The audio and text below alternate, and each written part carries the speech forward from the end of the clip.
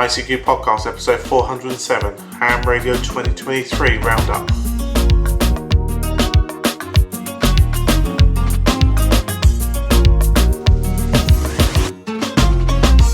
Well, hello fellow amateur radio enthusiasts and welcome to this our 407th episode of the ICQ Amateur Ham Radio Podcast, supported by monthly and subscription donors. In this episode we join Martin M1MRB, Chris, Mike 0 Tango Charlie Hotel, Martin, Mike 0 Sierra Golf Lima, Frank, Kilo 4 Foxtrot Mike Hotel, and Leslie, Golf 0 Charlie India Bravo to discuss latest amateur ham radio news. And in this episode we also have a bumper feature, which is our first of our Ham Radio 2023 roundups. Now, as always, we can't do this show without your very kind support and help, so as always we'd like to thank our monthly and subscription donors who provide us with a base, for helping us pay our way and paying our bills, etc. We really hope you enjoyed this episode. It's quite a long episode of all the information we picked up from Ham Radio 2023 and discussing the Ofcom licensing changes. So we'd really like you to consider the work that we're doing, and if you find it of value, all you need to do is a very simple task. Go to icqpodcast.com/donate. Think of a figure that relates to the value you got, and then basically just send it our way. We really would appreciate that. Right, now we're going to join Martin, Chris, Martin, Frank and Leslie to discuss and generate thoughts about the latest amateur ham radio news, including Ofcom proposed UK licence changes and the Icom radio strategy. As always, hope you enjoy. Well, hi guys, and welcome to episode 407 of the ICQ podcast, and tonight's roundtable for that episode. So, you must have got a little bit of a shock last episode because we put one out in the middle, in an intervening week. But we always said if we could, we'd try and put them out when we can, but at least once a fortnight. Tonight, I'm joined by Mr. Chris Howard, M0TCH. Hi, Chris. Good evening, Martin. Good evening, guys. Yeah, good to have you, Chris. We've also got Mr. Martin Rothwell, M0SGL. How you doing, mine? Hidely ho, neighbourino. Pardon? Hidely ho, neighbourino. Hello. Hello. You obviously don't watch The Simpsons then. No. I'm suffering a little bit from my trip back. Okay. We'll find out about that later, I'm sure. I think so. And moving to the other side of the pond, we got Mr. Frank Howell, K4FMH. Hi, Frank. Hey, Martin. Only 93 more bottles of beer on the wall till we're at 500. Certainly are. Frank, you have got that song in my head. Thank you for that. Take one down, pass it around, 94 bottles of beer. Yeah. This side, we have Mr. Leslie Butterfields, G0CIB. Hi, Leslie. Hi, Martin. Great to be back on again. Yeah. And because Bill's not here at the moment, he didn't wind you up, so I'll lay him off. Mr. Bill Barnes may join us as we're recording. He's just been hijacked by work, so hopefully Bill will join us when he can. Right. The big news story for the UK was Ofcom have asked for a consultation document, or of issuing a consultation document on a lot of things that they're going to change in amateur radio. And this consultation document, I'm sure some people will be happy with some things, some will be happy with others, but the document is written very, very positive towards amateur radio. So I think whether you are an RSGB member or not, if you're in the UK, you really, really do need to take this on board and have your say. And secondly, for our colleagues outside the UK, there are some interesting and strange call signs you may or may not hear on the air. So there you go. Chris, you were in for exam with me. Do you want to go first on this one? Yeah, I mean, it's an awful lot to go through, and we're not going to get through it all today. It's a 101-page document. I've not read it all yet. I've started to read through it. I've been back for 2 days, so I think, Martin, I'm also suffering a bit from a lot of driving back from Germany. But, we got the email through. I think we were actually at Friedrichshafen. I was actually in the hall there and checked my phone, and I had an email through from Ofcom saying, we're doing consultation, amateur radio. I thought, this looks interesting. had a quick look through, and I think, said, look, Martin, this looks like a big story, and hence the special episode that came out last week to go through that with the RSGB. Lots and lots of things. I can't see, from what I've read so far, personally, I don't think anything here is negative at all. I think there's lots of positives for amateur radio. Looking on social media, there's lots and lots of comments about this. Lots of people getting excited. People tend to be talking, the most thing they're talking about is actually the fact potentially going to get more power. Now, of course, this is just a consultation. It's not happened yet. It still needs to be approved and ratified, and they're just asking for our opinion at the moment. So it may or may not happen, or all of it may or may not happen. It may be that only parts of it happen. But the bit that everyone seems to be getting the most excited about is the power. So, and I think we covered this last week. So if pretty much they're going to double the power you got today. So if you're a foundation license holder, they're proposing currently you're allowed to use 10 watts on most bands. It'll go to 20 watts. If you're an intermediate, you'll go from 50 to 100 watts on most bands, not everywhere. And for a full license holder, you go from 400 watts to a kilowatt, so more than double the power for a full license holder. But, and I think Steve Thomas made a really good point on the interview that you did last week. This has really come about because of and this is something that Leslie's the expert in, is the fact that we now need to do an EMF, an assessment. We have to assess our station to say, are we operating safely? Is our RF safe? So now we have to do a calculation. We have to, use the spreadsheet that Leslie created or the RFGB created to show that the amount of RF that's going to be being absorbed by our bodies and anybody nearby. And because of that, they're going to potentially allow us to have more power because we can now show that we're doing it more safely. So, but that for me is only one of the items that's of interest. I mean, there's lots of other things. The foundation license holders can now or potentially build their own, try and operate their own transmitters, which is a new thing. Things like number of call signs are going to reduce down to 1 for individuals. I don't have a problem with that at all. I have 3 because I've got my foundation, intermediate, and I'm a full call sign. Well, I don't need. I never use the foundation or intermediate, so fine, have it back. I've got no concerns there. I'll just moving in tonight actually about the intermediate call sign. So they're going to introduce a new M8 or an M9 prefix for intermediate. If you're not familiar with the way licensing works in the UK, as you progress through the different license levels, you get a different call sign. Hence, I've got 3. Unlike in the States or other countries where you keep the same call sign, in the UK, as you progress at levels, you actually get a new call sign. And you can actually tell from the person's call sign what level they're at. And currently for the intermediate call sign, it starts with, well, if you're in England, it starts with 2E, 2E. If you're in Scotland, it'll be 2M, etc., depending on which part of the UK that you're in. I think Ofcom are seeing that as being a bit of an anomaly because everything else starts with either G or M. So they're going to have a new M8 or M9 call sign for intermediate call sign holders. And what I've just checked tonight is they're actually going to encourage people that have already got an intermediate license to go away and get a new call sign and get one of these M8 or M9 call signs and give up their 2E0. So that's interesting. But no, I don't think there's anything here that is bad news. I think everything is good. I fully support everything really that's being proposed that I've read so far. I think it's great news for UK and for amateur radio operators in the UK. Yeah. I was just saying some things. I think every one of us will pick up something slightly different, and we won't give you the whole document tonight. Trust me, because it is 101 pages, and it does need reading and digesting. Leslie, what's your thoughts? Well, like you said, it's a 101-page document. I would urge radio amateurs. I mean, I know this document is like a bit of a mind thing, but just to sit down and read through it. And when the concentration link comes up, and I'm sure the RSGB is going to put the link up at some point, is to put their views across. Whatever they think, it's not up to us or anyone else to sort of say think this. It's what the radio amateurs think. My own views, streamlining, modernising call sign assignments, no problem with that. The increase in power.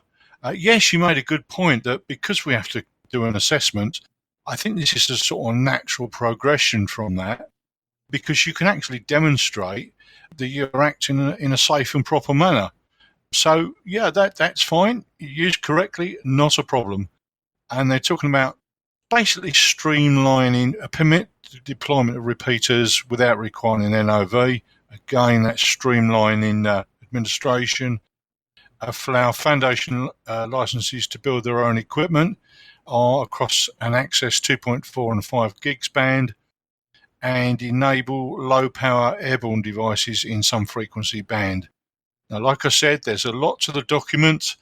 There's also some videos. I believe Martin's done one on YouTube, and I do know Peter Walters has done one as well. Have a look at what's being said and make up your own mind, guys. My own view is that it's all positive, no problem at all. Yeah, it's getting there, and some interesting things. Now, Frank, from your point of view, doesn't affect you because you're out the States, but we do have a couple of things that you might suddenly become awry on. And this is not mandatory. It's a real funny one that I can't get my head around. I could operate potentially, if this all goes through, as ME1MRB instead of M1MRB. Or somebody at Scotland or Wales could drop the M and W. So, and we may or may not use portable, mobile, maritime mobile, whatever. So, I think it's going to be some interesting one for you, the other side of the pond with you, Frank. It will be. It will require the use of online call sign lookups, when you're trying to work some DX or you're in a contest or maybe just even in a RAGCU when the conditions permit. So it will be different.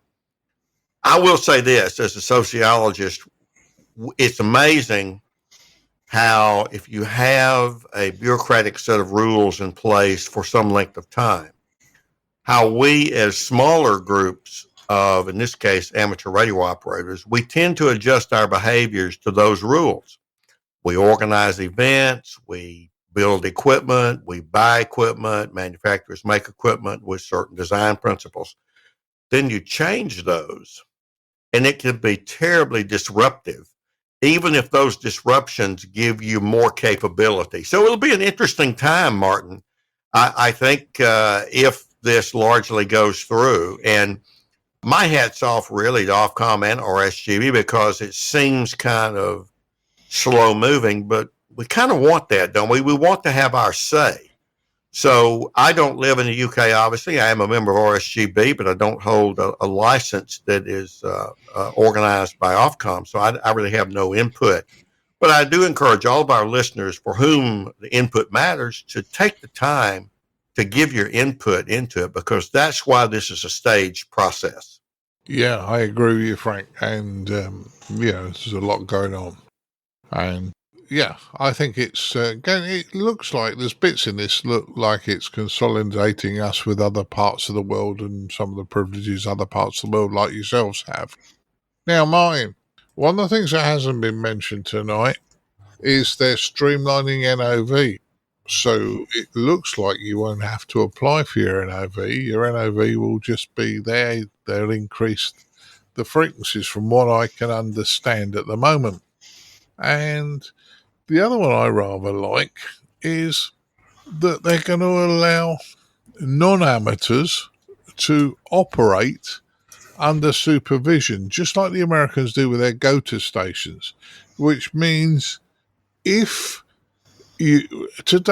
we do a scout event, for argument's sake, the scout's allowed to send one greetings message. Well, if you're at the other end of the greetings message and you get, "Hello, my name is Fred, I have a dog, I go to school, I'm 13. That's pretty boring. But if you can allow them to operate under supervision, so they hold the mic, that's a far better way of letting people see what our hobby's all about. What do you think? Absolutely. I mean, I'll be honest with you. I knew you could do greetings messages, but I didn't really think about you can't allow other people to operate, because prior to me being licensed, I was allowed to operate, and we've allowed other people to operate. But I think, of course, that would probably been using a club call sign. I did that as part of my foundation when I did the foundation course, however long ago that was. So that sort of thing is a good thing. I do wonder about the NOV. Great, yeah, okay, you can just do it, but then you do wonder, well, does that just mean people are just going to be setting up on all sorts of repeater channels with no coordination, in which case you've then got repeaters going over the top of other repeaters. I mean, I can't see lots of people send out repeaters, but it could happen. You know, someone wants to set up a repeater in London. What's to say they're not going to pick the same frequency that XP's on and squashing us? I don't know. I'd need to see more about how this is going to work. I mean, I've skim read the document. It's 101 pages. I saw it strangely, I saw it about 10 minutes after they published it on the Ofcom website. But there's a lot of things in here. We mentioned the power. I don't have kit for more than 100 watts. You know, it's exciting for foundations and intermediate, because from 10 watts to 20 watts makes a difference. To go from 50 watts to 100 watts, again, makes a difference. But going up to a kilowatt, I don't want to work my neighbours' tellies and my neighbours' toaster and their Ring doorbells or anything else. You know, I just want to talk to other amateurs on the air. You know, I think a kilowatt in the setting of your house, I mean, 400 watts is powerful. You bear in mind, in some other countries where a kilowatt or 1500 watts is legal, you know, you're far more spread out. You've got bigger land, bigger properties and stuff. You know, most of them have got postage stamp sized garden. Can I interject on this thing? Go on. Right. I know it's not in it. It wasn't in any license conditions or anything like that. But when you're setting up a station, you sort of assess a site.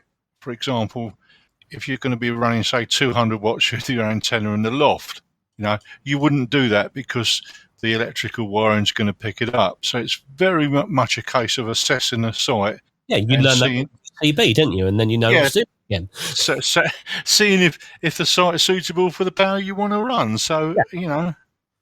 But there are people that might just think, oh, I'll do that, and they don't think about this. But you would hope by the time you get to the advanced level, you would know, I'm not going to run a kilowatt with an antenna that is literally by my neighbour's window. Common sense. There are some other things in this as well that I see it as probably a good thing, but I've seen some negative comments on the social media about surrendering your old call signs. I've seen a few comments, I'm not doing that. Well, you might have to if it goes through. And I suppose if you've got things like websites or social media profiles set up with call signs, as a lot of people do, it might be a bit, I can see why people might be a bit more fussy about it. There's things like foundation owners can get access to 2.4 and 5 gigahertz, and I'm not just talking about Wi-Fi and the ability to build their own kit. I'll be honest with you, it would be nice if they could, I don't know who's responsible for the training syllabus, but it would be nice if they sorted that out, because I genuinely had someone this week asking me very basic questions that he wouldn't have been asking me had he done the practicals part of the foundation. Now, I don't blame this person for asking me that, because he genuinely doesn't know. It's a genuine question, but I sat there and answered it. But like, if they sorted out the training that and brought that into line, that would be nice as well. I should stress, you know, this is already on the Ofcom website. You can respond to it. Just do a search for Ofcom amateur radio license updates, and you will find it. It's literally the first link. The whole document is there as a PDF, and you can provide your consultation on it. You did mention at the start, though, Martin, when you mentioned this, whether you're a member of the RSGB or not, you should read it. Why would I need to be a member of the RSGB? This is nothing to do with them. It's an Ofcom consultation. They may have had a little bit of input to it, but it's very much an Ofcom thing. So did I miss that somewhere? No, what you missed was the fact that I was just continuing from my interview with the RSGB on this particular subject. Gotcha. But it is for all amateurs in the UK. The same as if it were in the States, we'd be saying all amateurs and not just ARRA members. No, I just heard that because I'll be honest with you, we're recording this on Wednesday. I haven't listened to what went out on Sunday yet, so I'm unaware of what was mentioned in that interview because I know it was fairly long. But yeah, it's an Ofcom consultation. Do respond to it, dear listener, because there's a lot of consultations that go on the Ofcom website, and you look at it and like they had one of the consultations that I think they should have had way more on, got 7 responses. And let's show Ofcom how many of us there are out here that actually care about our hobby. That, you know, they're allowing us to use these very, very valuable resources. And bear in mind that the mobile networks and the broadcasters pay a lot of money for bandwidth. And when you take into account how much we get for free, we do need to show them that, yeah, we do want it, we do use it, we do care about it. So go to Ofcom or go onto Google, just search for amateur radio licensing and Ofcom, and it's like the first thing that comes up on Google.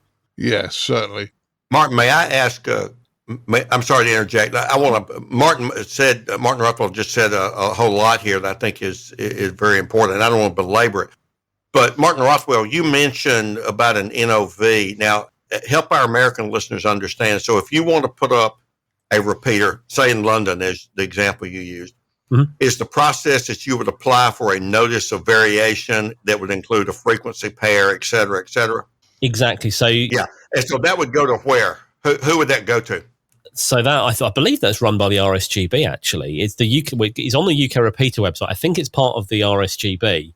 But you go to them. You put together your proposal. This is what I want. This is the antenna I want to use. This is the what I want to do with it. Right. Whether I want to put analog, fusion, DMR, D-Star, whatever. And if it's available, right, they say you can have this frequency. If the frequencies aren't available, they will turn you away empty-handed, or they will say, you need to come and help find the right frequencies, as we had to for XP. Sure. Here's what I'm asking. That's the coordination function. So the coordination function is to an application. I want to make a distinction, but the reason I'm asking you, Martin, is because I want to make a distinction between over here in the U.S. The ARL years ago did not want to get into that. And quite frankly, the FCC, it was more of a nuisance. So there was a memorandum of understanding between the ARL and the FCC that they would help a group develop a nonprofit. And they were the National Council of Repeater Coordinators. And it was located legally in the state of Nebraska. And so there you go. And what you do is you can apply to them. There are certain standards. And then for, say, the state of Mississippi or several states, I want to be the coordinator. Okay, Mother May I, you're blessed. Now you are the coordinator for there, so you handled that. And guess what? They devolved into horrific fighting and controversy, and they went out of business 5 years ago at least. And so here in the U.S., we've got these existing coordinating groups that no longer have an authorizing body. And from the ARL and the FCC, we've only heard cricket. So I'll throw that in for American listeners so they are aware of that. So what if you want to put a repeater on in America, who do you have to, can you just pick a frequency pair and switch it on? Because when we wanted to put fusion on, we had to apply to say we are adding fusion to this. Well, here's my understanding, and I've tried to study this because I'm concerned about the fact that this group has gone away and no one's mentioning it. It's the gorilla in the room. All right, you have, wherever you're located, like in Mississippi, there is a group of several states under the Southeastern Regional SERA is what it is. I forget what they stand for. And so you apply to them and you do what you said, the same technical thing, and they review it and they look for power you're going to run, your antenna height, your ERP. Are you likely on this pair to get over into another repeater's kind of zone or market? And so you go through the same kind of negotiation. But the group that and so in Arkansas, for example, a neighboring state, they have a statewide coordination committee. So they're these volunteer coordinators, but now they're no longer authorized by the national body because it's now defunct. So the point I'm getting at is this coordinating function, which we'll have to agree, it's us agreeing. We're going to agree because someone else over here has the credentials and they're going to tell us, they're going to deal with these technical things. I want to point that out for our American listeners because there may be a day soon where the FCC goes, ARL, that group is no longer in existence, and it's not been in existence for over 5 years. So I just wanted to make that point because the American listeners may go, wow, you applied to an official body. That's interesting. We have all these little local volunteer bodies. And like in the state of Florida, there have been lawsuits it has gotten legal. And so it can be a very conflict-ridden thing, this coordinating process. But I don't want to digress too far away. So this is an important part of this document. This is an important thing that this Ofcom consultation is laying out there for comment. And that's great. Absolutely. So read the details if you're looking at repeaters, or you think you might be looking at repeaters, hotspots, or anything else that might normally need an NOV. Then absolutely read through that part of the document in detail and provide your responses. I think we probably should have, and I'm not telling people the way to what they should be responding. My personal view is we should have NOVs for repeaters and stuff like that, but it shouldn't be about who you know. It should be a case of, we're doing this on merit of this is what you want to do. We have some frequencies available. If you can get it on the air this time, great. So I don't know, but ukrepeater.net is the official website that you go to. ETCC, something technical committee, Emerging Technical Coordination Committee, assists Ofcom in the processing of applications and notices of variations for repeaters, internet gateways, beacons, and mailboxes. It's got the RSGB graphics at the top. So whether it's officially a part of them, I don't know, or whether they just paid for a banner at the top, I'm not sure. So, as I did say, this is a big topic at the moment, guys. It's certainly for the UK, but we wanted to air it for the world so that when you guys in other countries hear some funny things, or you say, I don't know what's gone on, then you can understand. Now, just as a very quick side, I sat down 2 or 3 times over the weekend with various people in the same hotel as I stayed in, and we were chatting about lots of things. But I had a very long, interesting conversation with Les. And Les, if I've got your call sign wrong, beat me around the back of the head because it's in my case and I haven't unpacked yet. But I believe Les's call sign is VK2CPC. And he says to me, when I get back to Australia, I'll be able to work you on 40 metres. And I'm thinking, and he's telling me about his tower and his beams and whatever, and I'm thinking, not from my location, you won't. I've got a postage stamp back garden, and, there's no way I'm going to be able to run that power. So even, as we've mentioned, even if you have the ability in your license to be able to run it, you're still going to have to do the checks to make sure you're safe to run it. And as with today, there will be certain full license holders who can't run 100 watts from their location because of where their antennas are. So we just have to be sensible about it. But I think this one's a positive one. I think it will generate a lot of interest. And like everybody else has said, I do urge you to certainly fill in the documentation and send back and let Ofcom know what you think. So, long one, but I think it was worth doing. Next news story. Report sheds some light on Icom's amateur radio strategy. Now, Frank, I'm going to let you go first on this one, but this came off of our Dan's website. And I quite like this because there's some really good stuff in amongst. It gives you a bit more of a flavour. One of the things I didn't realise is that only 17% of all Icom products, yes, 17 of all Icom products are amateur radio products. What do you think, Frank?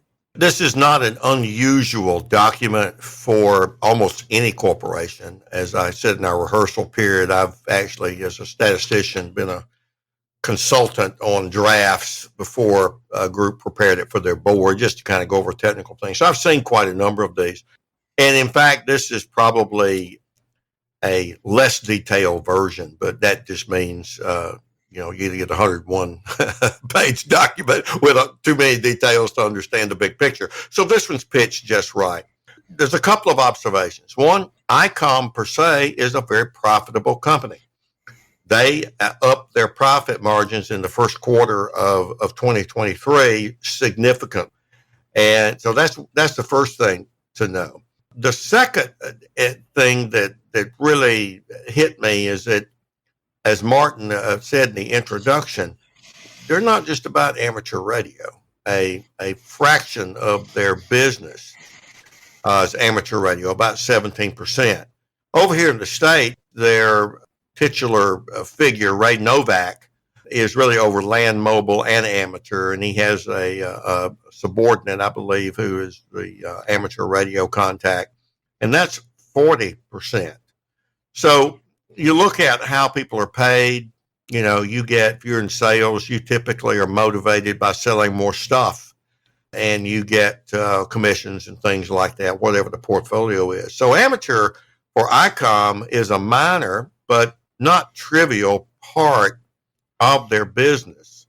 And they see amateur and land mobile, among others. Everything is projected to go up in the next couple of years or so, except avionics. They see a flat future. I won't cover everything, but a key thing that they do say, and I'll lay this out there because it's a mini splendored thing when you read it, a restructuring of the product lineup in amateur radio, which comes along with their declarations of doing more IP advanced radio systems work. We joke often that some of our fellow ham radio operators go, oh, if it ain't RF, it ain't real radio. And you'll find many of them are Icom fanboys. Say it ain't so, Joe. That was an old baseball slogan here in the U.S., but they're going to see Icom pulling the rug out from under them in the next several years, and that what they claim is not radio, but they love Icom, but that ain't going to be Icom radio. They're going to move much more into modern systems, and that includes a little bit of AI. So I won't steal the thunder of every other presenter here, but I reacted to that we're going to see some things from Icom that are going to continue what we've seen in the 7300, 705, 9700, and 905 product line in amateur radio. But when we get mad and say, we're amateur radio, we're important, yeah, you kind of are important, just not terribly important in terms of their product portfolio, Martin. That's how I read it. Yeah. And but I think it was nice to start getting a few figures. And when Dan picked this one up, I think it just gives us a bit more background information about what's going on. And I bought... It's something we don't get from the other companies. Yeah, true. And it was one of the main reasons why I bought a 7300 and a 9700, because I wanted a similar interface. I didn't want to be struggling with different radios and trying to remember which menu system was here and which menu system was there. So, that's called getting old, Martin. Yeah, it's called getting old, Martin. Yeah, I know. Anyway, what's your thoughts on it, Mr. R? Do you know what? The first thing I want to say is I'm really worried about Frank. He thinks we rehearsed this? What? Anyway. we state that. That was a stretch. I'll give you that. That was a stretch to call it a rehearsal. Listen back to this show. I mean, seriously. So 17% of their business is ham radio. Okay, I'll be honest with you, that doesn't surprise me. If you take into account, for example, how many businesses there are in London alone, how many of those businesses have PMR radios or land mobile type radios, effectively business band radios.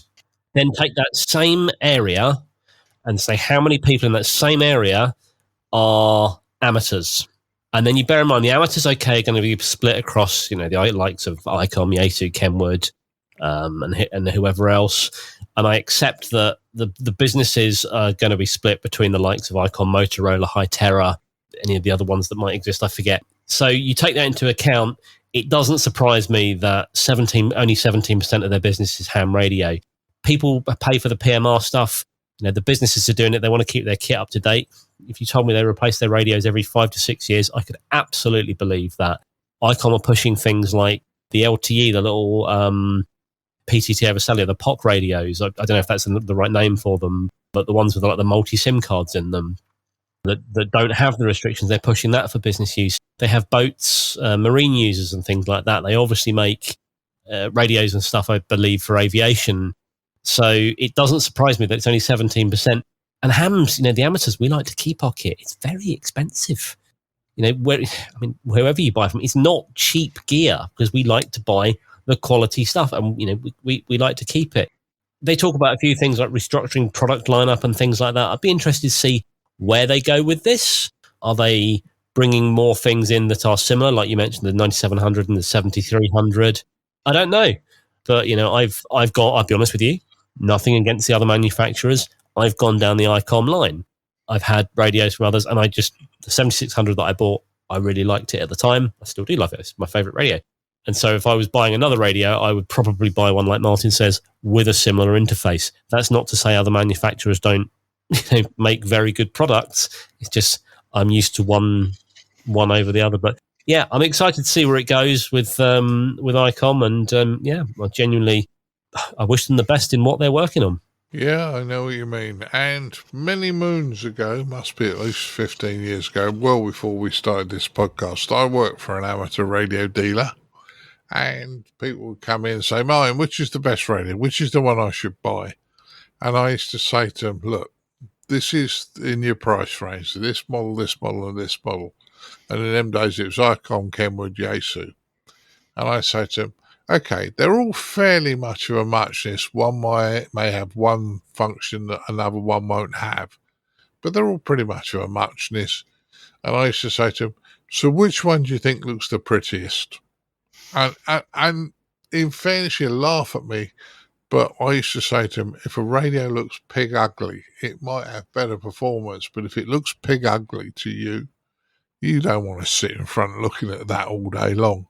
So choose one that is eye candy to you, because at certain prices, and I know Frank's done this more technical than me, but at certain prices, there aren't that much difference between the radios. So, Frank, I'm not decrying all the good work you've done on this one, but that's where I'm going. At the end of those talks, I always say, Martin, that you need to pick the one that you like the best within those constraints. So we're in agreement. Yeah. So, Leslie, what's your thoughts? My thoughts are that Frank's covered it very, very well indeed. Yeah, I like Icom equipment. I'm not very keen on other equipment where you got menus within menus within menus. That tends to drive me nuts. But I mean, that's only a personal preference. People have got their own money and they make their own choices. And well, it'll be interesting to see where the technology takes us. Over to you, Martin. Yeah, certainly will. So, but I thought it was an interesting document. Chris, last words on this one? Yeah, well, yeah, I'm actually quite surprised. I don't know if it was an accident, but this is quite I would say, fairly confidential document. This has come out in May from Icom, and it's got 28 pages. It's actually a very comprehensive strategy around what they're planning to do. Talks about the background. It's really, really quite good. Talks about the environment. Talks about, for example, it talks about a resurgence and interest in orders for amateur radio equipment, particularly during lockdown. So it talks about how it's been for the last few years. It's got their plan for the next 3 years. It talks about how much they're going to invest in R&D and tooling and all kinds of things. It talks about the market, opportunities, risks, and themes. It's really quite a comprehensive document. It talks about where it sees trends, so things like 5G and AI and those sorts of things, and lots and lots of things. So it's really quite. I'm just surprised that's all this has got out into the public, because I've got to suspect this actually might be something that's actually probably quite confidential, the sort of thing you might want to keep to yourself. But no, it's interesting, and it's interesting that Dan's found it. It's on the Icom site, so it's either deliberate or someone's accidentally shared it on the website. But it's actually quite. I mean, I've not read it all, but it's quite an interesting read from what I've seen of it so far.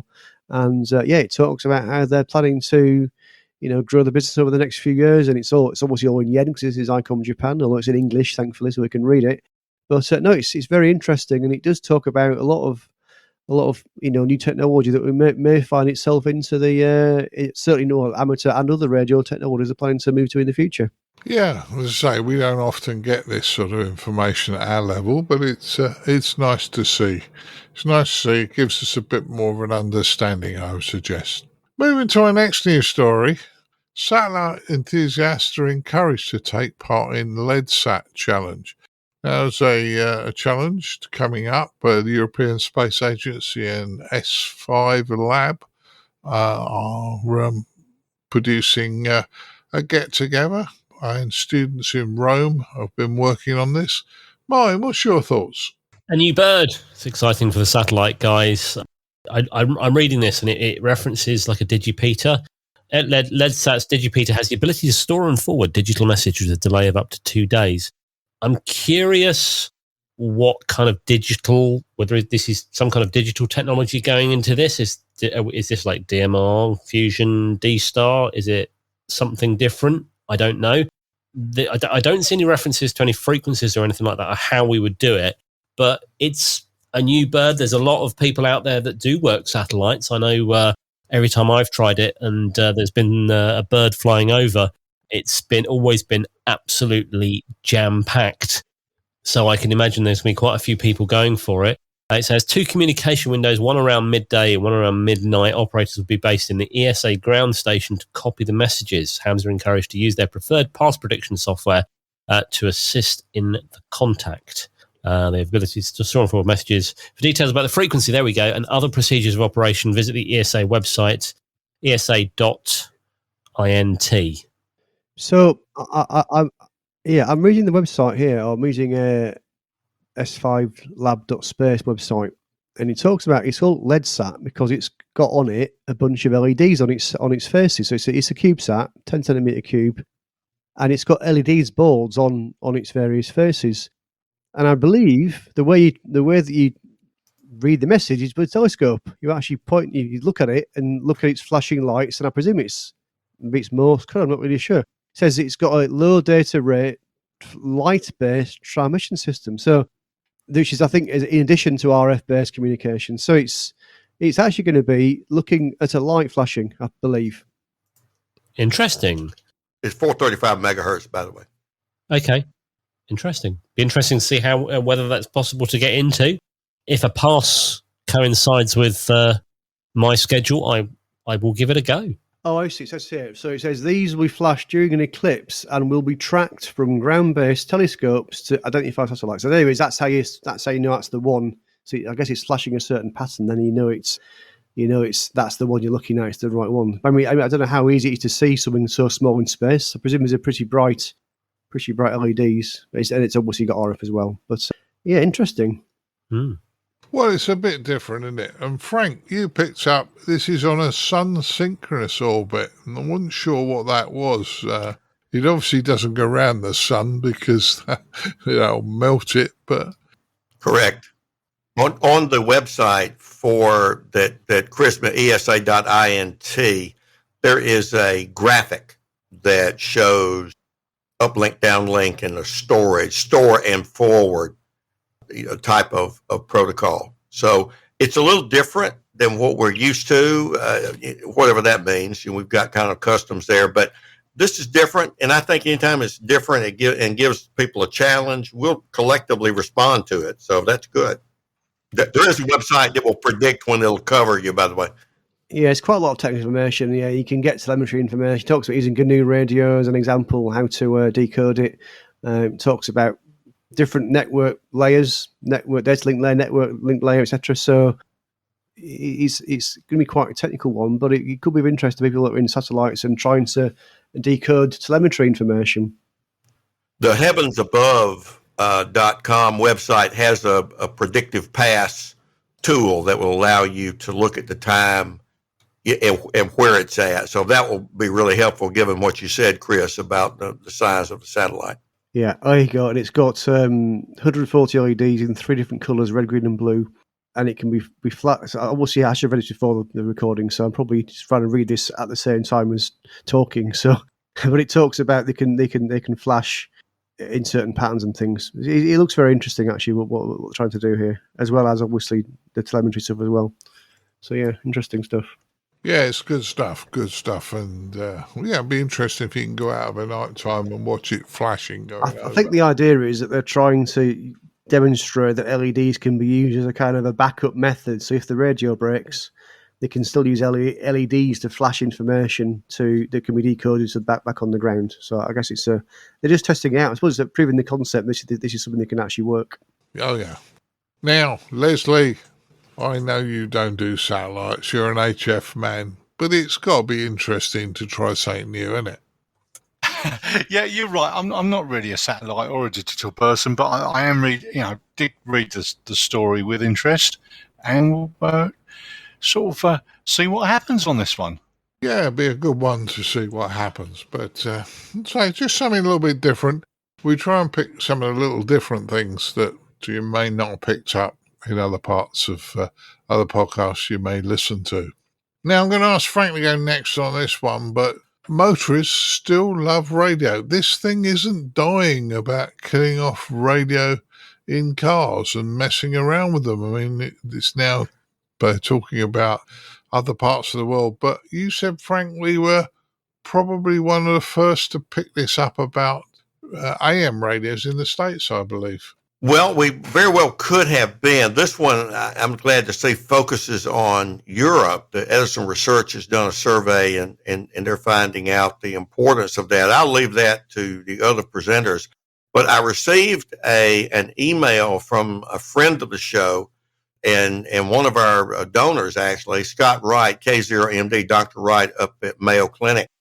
He sent me a note that he was catching up on his podcast. He'd had some traveling, and he mentioned that from his reading of the news coverage that the ICQ podcast really led on this story about keeping AM radio alive, to the point where he has written 129 members of Congress as of today, we're recording on Wednesday, endorsing the standard of keeping AM radio in automobiles. And he wanted me to mention that if possible, and to encourage certainly our American listeners to write people in Congress to express your views on keeping AM radio in cars. Now, this story focuses not just on AM radio in Europe, and I'll let the other presenters talk about what the findings were.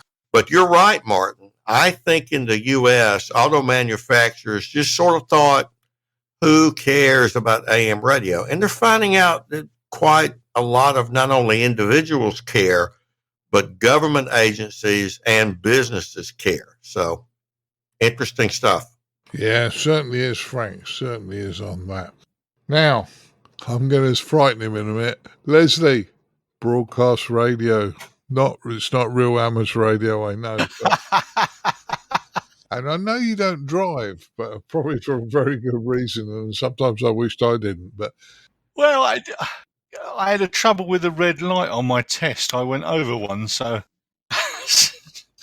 what can one say? And I never carried it on.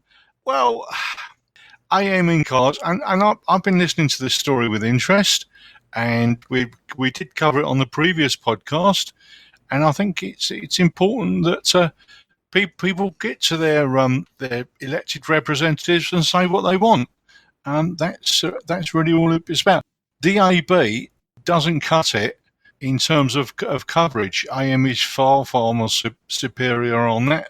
It has how can I put it, greater ground wave coverage. And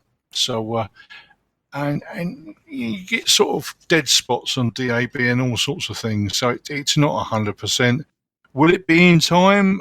Who knows? But just wait and see on this one. yeah, I know what you mean. And the other thing is, although this might be not an amateur radio story as such, it's a story that we can talk to other people within who are not into amateur radio. But this is radio related. It's an interesting story, and it is also something that you can lobby various people and say, hang on, we can't lose this. Now, I know he's going to be ready to chew the microphone. I can hear it in the background. Yeah, I can hear the teeth marks on it. But I know what he calls DAB. So, Mr. Rothwell, would you like to have your take? Dead and buried broadcasting. Leslie is absolutely right. Pork pies do not float in tea. Oh, no, that's a different story. So Leslie is absolutely right. AM is far, far superior to dead and buried DAB broadcasting, even DAB plus, certainly in line with coverage. Now, I accept that there are different power levels. They are using completely different frequencies. AM is in the medium wave, so 531 to 1602, I think, whereas DAB typically around 215 to 225 megahertz-ish, if I remember rightly. It's around 220. But he's absolutely right. You drive round, there are so many black spots with DAB, and lots of broadcasters in the UK are now turning off their AM and their medium wave transmitters. Radio 4 have been making up this story about the lack of the ability to keep long wave on the air for indefinitely. I say making up. That's as I understand it. For anyone phones in and an email floods in, you can buy long wave transmitters. I should say that. But loads of people are turning off their medium wave transmitters. A load of them today got turned off, I believe, for Capital Gold. What's the replacement? Say DAB doesn't work. There are masses of spaces that it doesn't cover. They say there's still people that are unaware of DAB. I mean, how can you not be aware of DAB? It's been around for 20 years plus. How it still doesn't work properly is beyond me. There is, some radios, and in the cars in particular, they work, I guess, similar to like Fusion, where it will switch from FM and digital. In the radio in my car will actually switch. If you put it into digital mode, it will switch from DAB to FM. And I believe if there's a signal on AM, it might switch to that as well. And it will just find whichever is the best quality signal. It only works if if the broadcaster has their FM running in delay. So I think the BBC have their FM running in a delay because they account for the delay that DAB just inherently generates, because there is obviously a couple of seconds break just while it decodes it and stuff.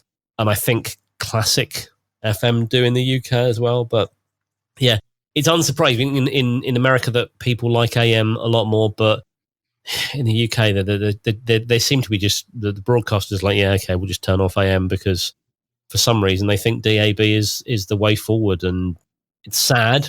I understand it's probably better for the environment turning off, the transmitters that are running 10, 20. I think one of the stations I work for runs about 97 kilowatts on AM from London. So yeah, frightening some of the power levels they run at. Chris, I'm going to give you the last words on this, but I still listen to the radio in the car. I'm sure you do as well. Well, yeah, I don't think this actually is an AM DAB story particularly. I know we've touched on the DAB bit first. I mean, I'll talk a little bit about DAB and just my experience. So in my car, it has DAB and FM and probably AM as well, I think, although I don't tend to listen to AM too much, only because the quality is not as nice as it is on the other modes. But it tends to want to default. If you've got a station that's on if you've got a station that's on FM and DAB, even if you tune it to the FM station, it will automatically switch over to the DAB station, which is also the same content. But then what will happen is you'll go into a dead spot and then you'll lose the signal. So that's quite frustrating. And I haven't figured out how to turn it off yet. But no, this story is mainly about just the fact that people like to listen to the radio in the car. And I can see absolutely why. If you're in a car, you can't look at a screen and watch TV. You can't watch YouTube. You can listen to people talking, listen to music, and you are a captive audience. And certainly the breakfast radio shows on the radio as you're driving along are highly prized. I think their advertising rates are the highest because you got all of those folks sat in their car, maybe not quite as many as were before COVID lockdowns and things, but still got a lot of folks that are driving to work at 7, 8 in the morning, all bored on listening to the radio, and it's just something you can do while driving along. So I think there's a huge market, and I can see absolutely why radio is still highly liked and will have a future. Now, whether or not that will end up going over RF as it does today over FM or AM, or whether it will move to some sort of IP-based internet technology. So my car now has got built-in Spotify, so I can listen to streaming audio that way, and it will also do. So it has things like obviously just music and podcasts and that sort of thing via Spotify. It's also got a news facility as well, so it'll play news broadcasts that are being streamed from the internet, and of course it's got radio as well. So the future, I think, and the BBC and Tim Davie, I think the Director General of the BBC has previously said that the future is highly likely to not be that traditional kind of way of receiving radio. It may well in the future it will be some sort of internet-based service, but that's way in the future. So yeah, I think radio's still got some legs, and I think even once the traditional way of listening to radio via FM or AM modulation's gone, there'll still be people sat in studios playing music and talking, and the way it gets to your car may be different, but it'll be the same. You'll get the same experience. Yeah, well, in some ways, I'd like all radio taken out of cars and you only to be able to play the ICQ podcast. However, that ain't going to work. You pay enough money, Martin, to the right people, It can happen. Yeah, I appreciate that. Martin, I have a toyed with the idea that my wife's new Toyota Highlander with the nice 10-inch screen up there, boy, I wonder if it would do it and put FT8 on there while she's driving and I can work radio. But hey, a husband dreams, right? Do you know what? When you said Martin, I thought you were going to say I know a guy that can do. I thought you were going to offer us a shady deal to podcast on in everyone's car around the world. That's a ratings winner. Yeah. But no. I still enjoy radio in the car as well. So hopefully it'll be around for a lot longer. Right, last news story. RadioGPT will be used in the University of Florida Media Lab. Now, I like the fact that people are experimenting, and because it's an American story, I'm going to pass it to Frank first. But AI on broadcast stations, once again, not amateur, but at least they're experimenting, Frank. Well, they are, and this is at the University of Florida in Gainesville, Florida, and their student radio station and a lab on campus are combining to create what's a GPT-based persona or personality. And heaven forbid they chose the name Q, which brings up QAnon with all the crazy conspiracy theories. But hey, kids will be kids, right? I created the FM station at my alma mater, Georgia College, back in the early 70s. So I have a love in my heart for any student radio station. And we might think, okay, so what? Well, I attended a recent club presentation by a local ham, and it was on ChatGPT and amateur radio. And he gave some examples, and it was, speculation. Anytime you have something new, people run with it way out. And if there's anything that we know about the future, it won't be our initial impression because it's based on too little data. But the relevance for amateur radio is fairly clear that there will be some adoption of GPT-based AI technology. Contesting, for example, MCOM, there may well be some applications there, and it's really up to creative hams to push that envelope. But Martin Rothwell and I are current and or former DJs, as we'd say here in the States, and once automated programming came in, I will say our friend George, W5JDX, owned a company that actually did a lot of that to automate record playing, if you will, to go back in the day. So what will this be? It will be fake DJs, I guess, is one way of putting it. Now, I'll pass that along.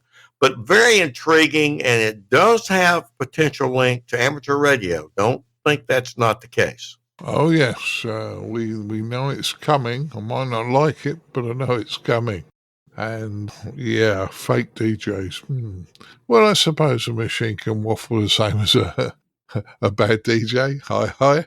But, yeah. Chris, what's your thoughts on this one?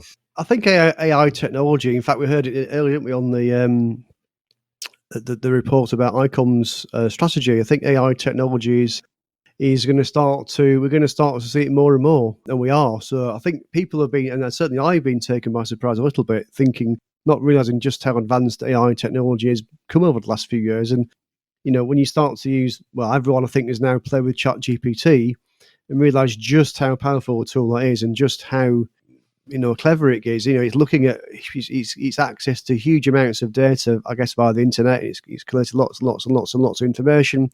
You ask it to do something and it will go away and it will do something that previously only a human could do. And that, so yes, people are starting to see, people are starting to get excited, I think, about AI technology. And I think ChatGPT, has started to ignite that excitement a little bit. So yeah, it's good that we've got people who are starting to play with it in our context, in amateur radio. I think ChatGPT is a good showcase of how AI technology works and what it can do, and it's sort of make people like myself realize this is actually quite powerful stuff. People are worried as well. I've seen news articles about governments wanting to regulate AI now, scared it's going to take over. I've seen a few films like Terminator thinking it's going to take over the world, and hey, who knows? Maybe it will. So I think governments are starting to be concerned a little bit about it. I know that if you think about the last few years in technology, the big tech companies like Apple and Facebook and Twitter and Microsoft and some of the ways those technologies are being used, things like social media, and some of the lack of regulation there. I think people are thinking, well, maybe AI needs a bit of that as well. But that's I'm guessing going a bit off topic now. But no, it's exciting. It's good as people are starting to think about ways to use it. I'm sure, as the years go by, AI will start to impact our lives in ways that we haven't currently thought of. But no, it's clever stuff, and yeah, it's good people are starting to. We all know that amateur radio is all about innovation, and it's good that we are, looking at that aspect of things for amateur radio. Well, with AI technology, you better talk to yourself without people thinking you're a nutter. But Leslie, what's your thoughts on this one? I'm just listening with interest, Martin. I don't quite know what to make it at the moment. Maybe I'm just a bit behind the curve on this one. But let's just see where it goes.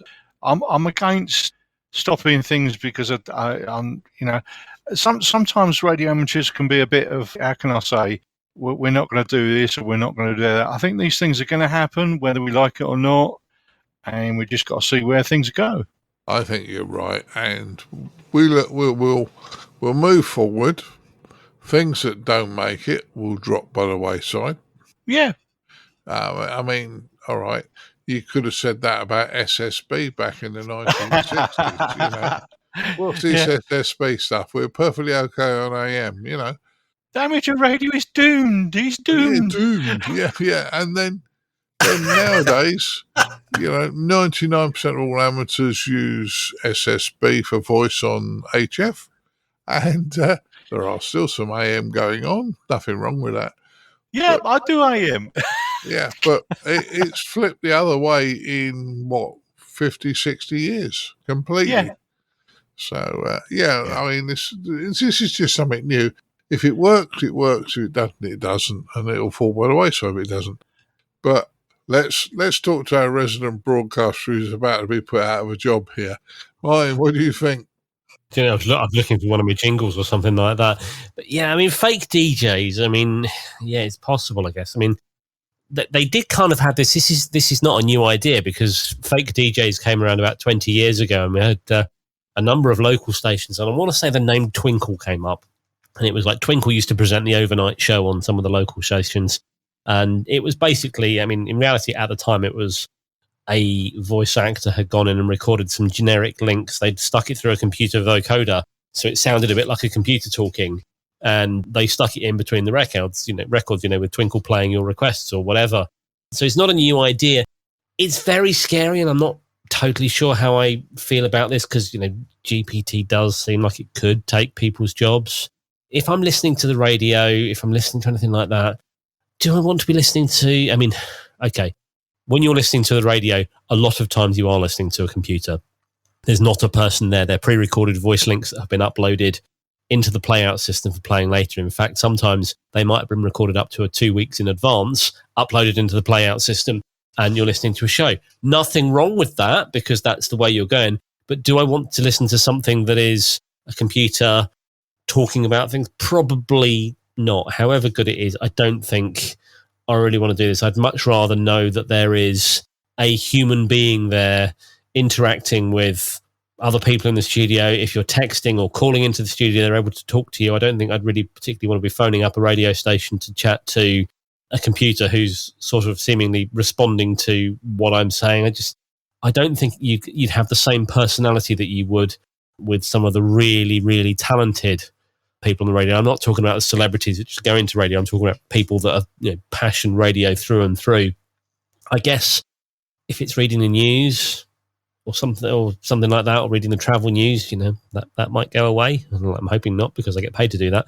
But if you could probably do that with a computer, if it can get the dialect. You hear when you're listening to, if you go to the railway stations, you hear the PA announcements. The next train to this by this railway company is leaving at this time, and it sounds edited, but it's just providing information. But I don't know, if you get the dialects right, it does worry me. Yeah, well, the thing is, having being a bit of a show off and like doing presentations and things like that, I like to throw the odd naughty in now and again, or a giggle, or one thing other to liven things up. So I just hope it doesn't become sterile, put it that way. I think that would kill radio at that point. Yeah. You and I have a giggle about lots of things, but, if you've got an audience that's listening to you, you've got to have a bit of fun. And if there's no fun and it's sterile, that's what would worry me. But I'm interested to see what they do, and all power to their elbow. Right, that concludes our news stories for today. Let's go right to left across my sheet. Frank, what have you been up to since last time we spoke? Well, Martin, I did not do Field Day, which we had here, I guess, last weekend. It was our 35th wedding anniversary, so the other Dr. H and I spent the weekend celebrating that event. However, I do have a new event on the horizon that I do want to mention. Over in England, there has been since 1957 a churches and chapels on the air event called CHOTA, CHOTA. John G3XYF is kind of the organizer for that. And I'm going to jump out and activate the church that my wife and I are members of, Highlands Presbyterian, here in Ridgeland, Mississippi, on September the 9th. And it will be one of the first CHOTA events on this side of the pond. So I'd encourage some of our listeners here in the States, if you're so inclined, to put your church on the air. It's not a contest. You can think Parks on the air.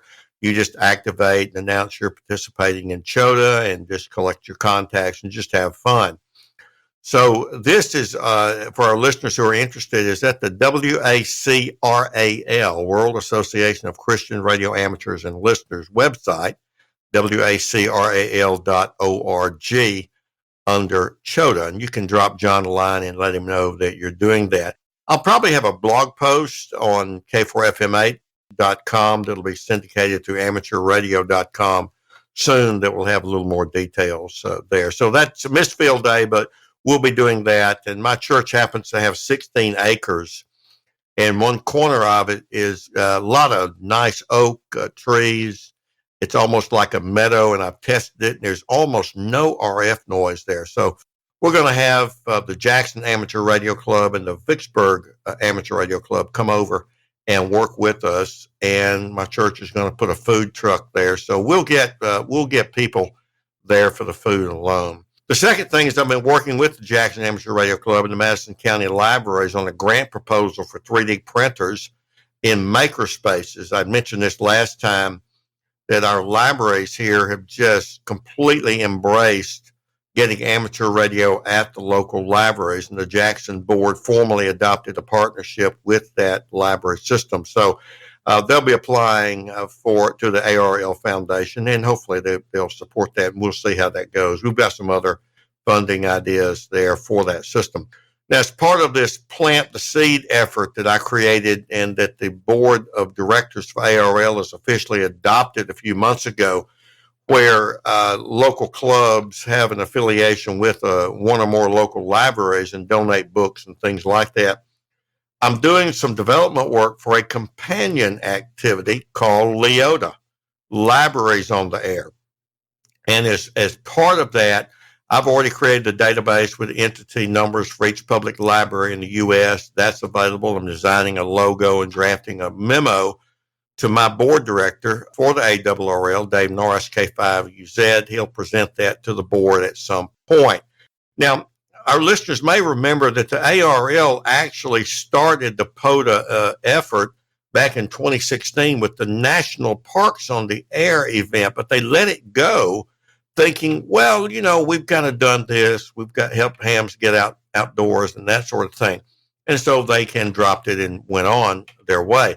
But it was privatized as POTA, which is now legally owned and trademarked by Jason Johnston, W3AAX. It's been wildly successful, to say the least. I'm told confidentially that some in the league have some regret for letting that concept go, given its unexpected success.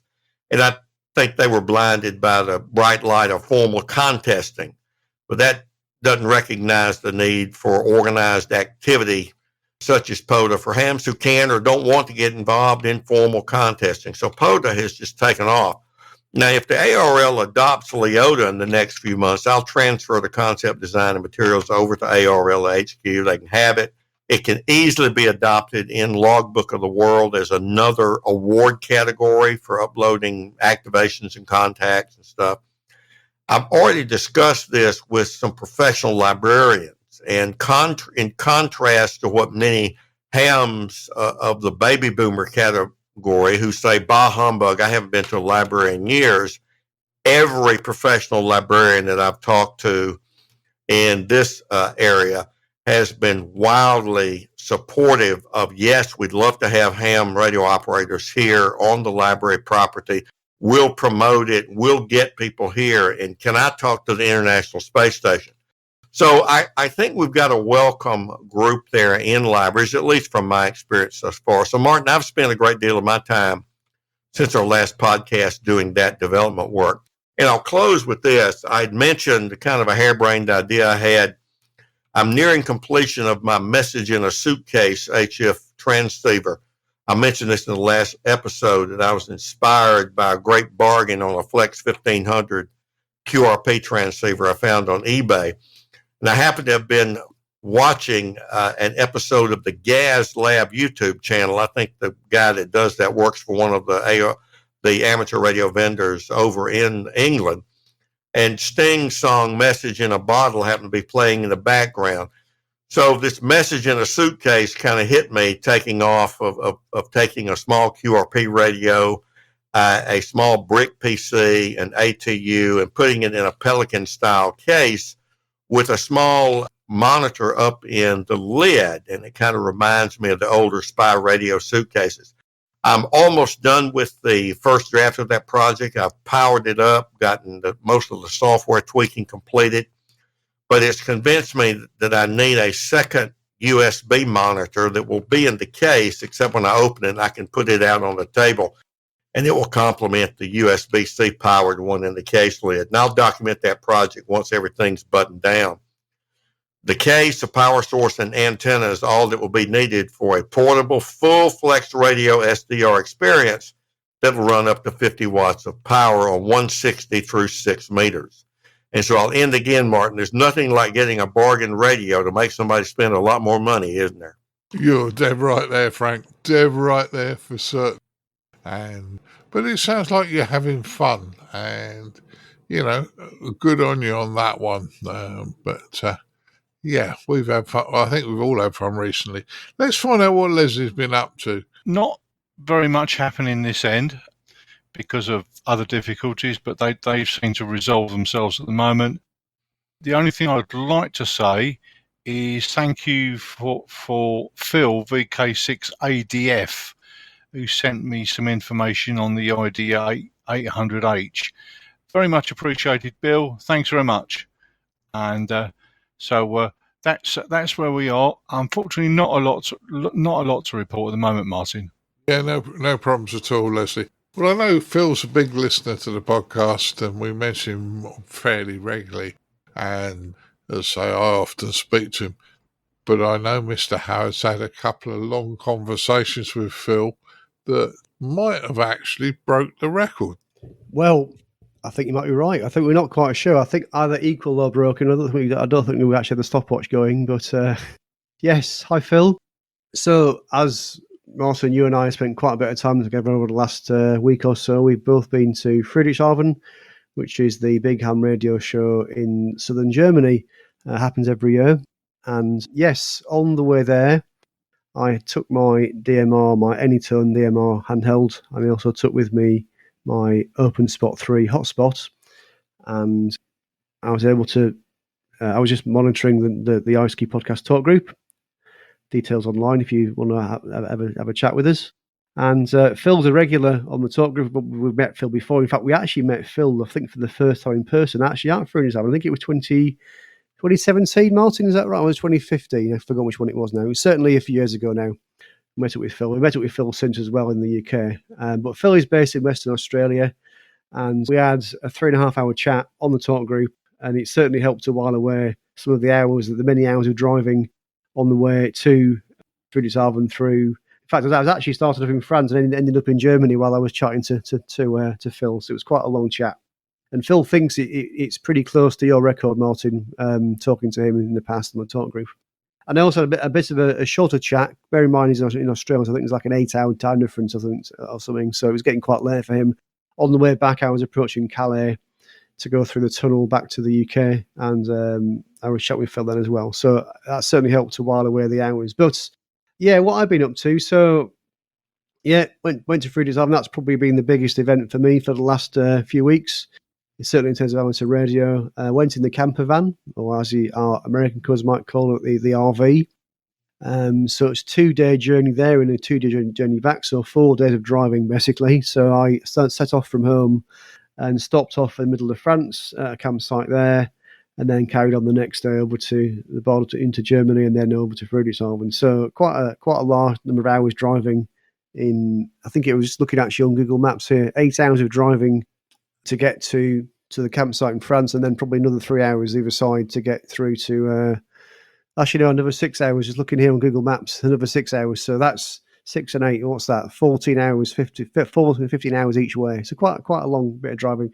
I know Martin, you did it in one go, which I didn't fancy doing. I've done it before, but I didn't fancy doing that. But yeah, great event. You'll hear all about some of the interviews, no doubt, in the feature that's going to come after our roundtable today.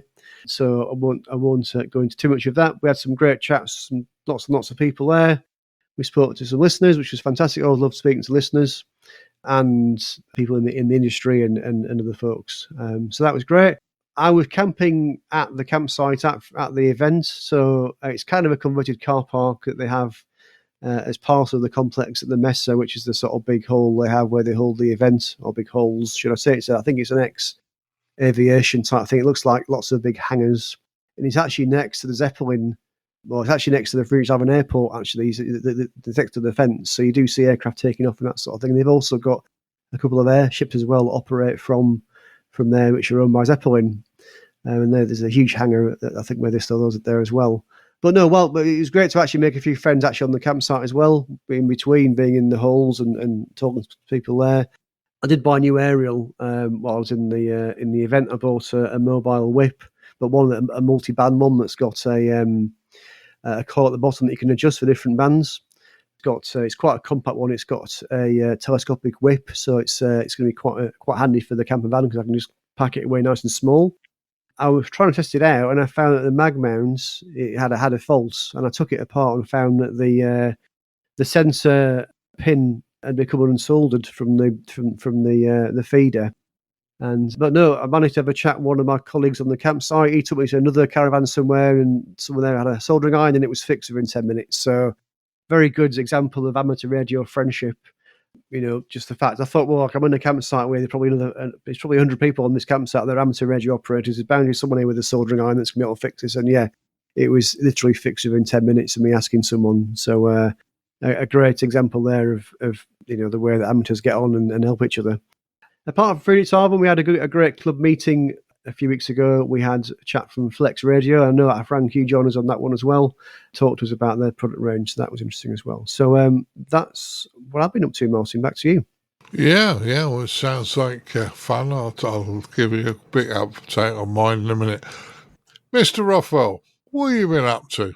Hello. Well, not as much as anybody else, that's for sure. I've not been away. I've not been to Friedrichshafen. I have, however, been having a little bit of a play on the bands in the evening. My wife's been a bit busy, so in the evening I've been in the shack and pottering, and went up on 4 meters again the other night.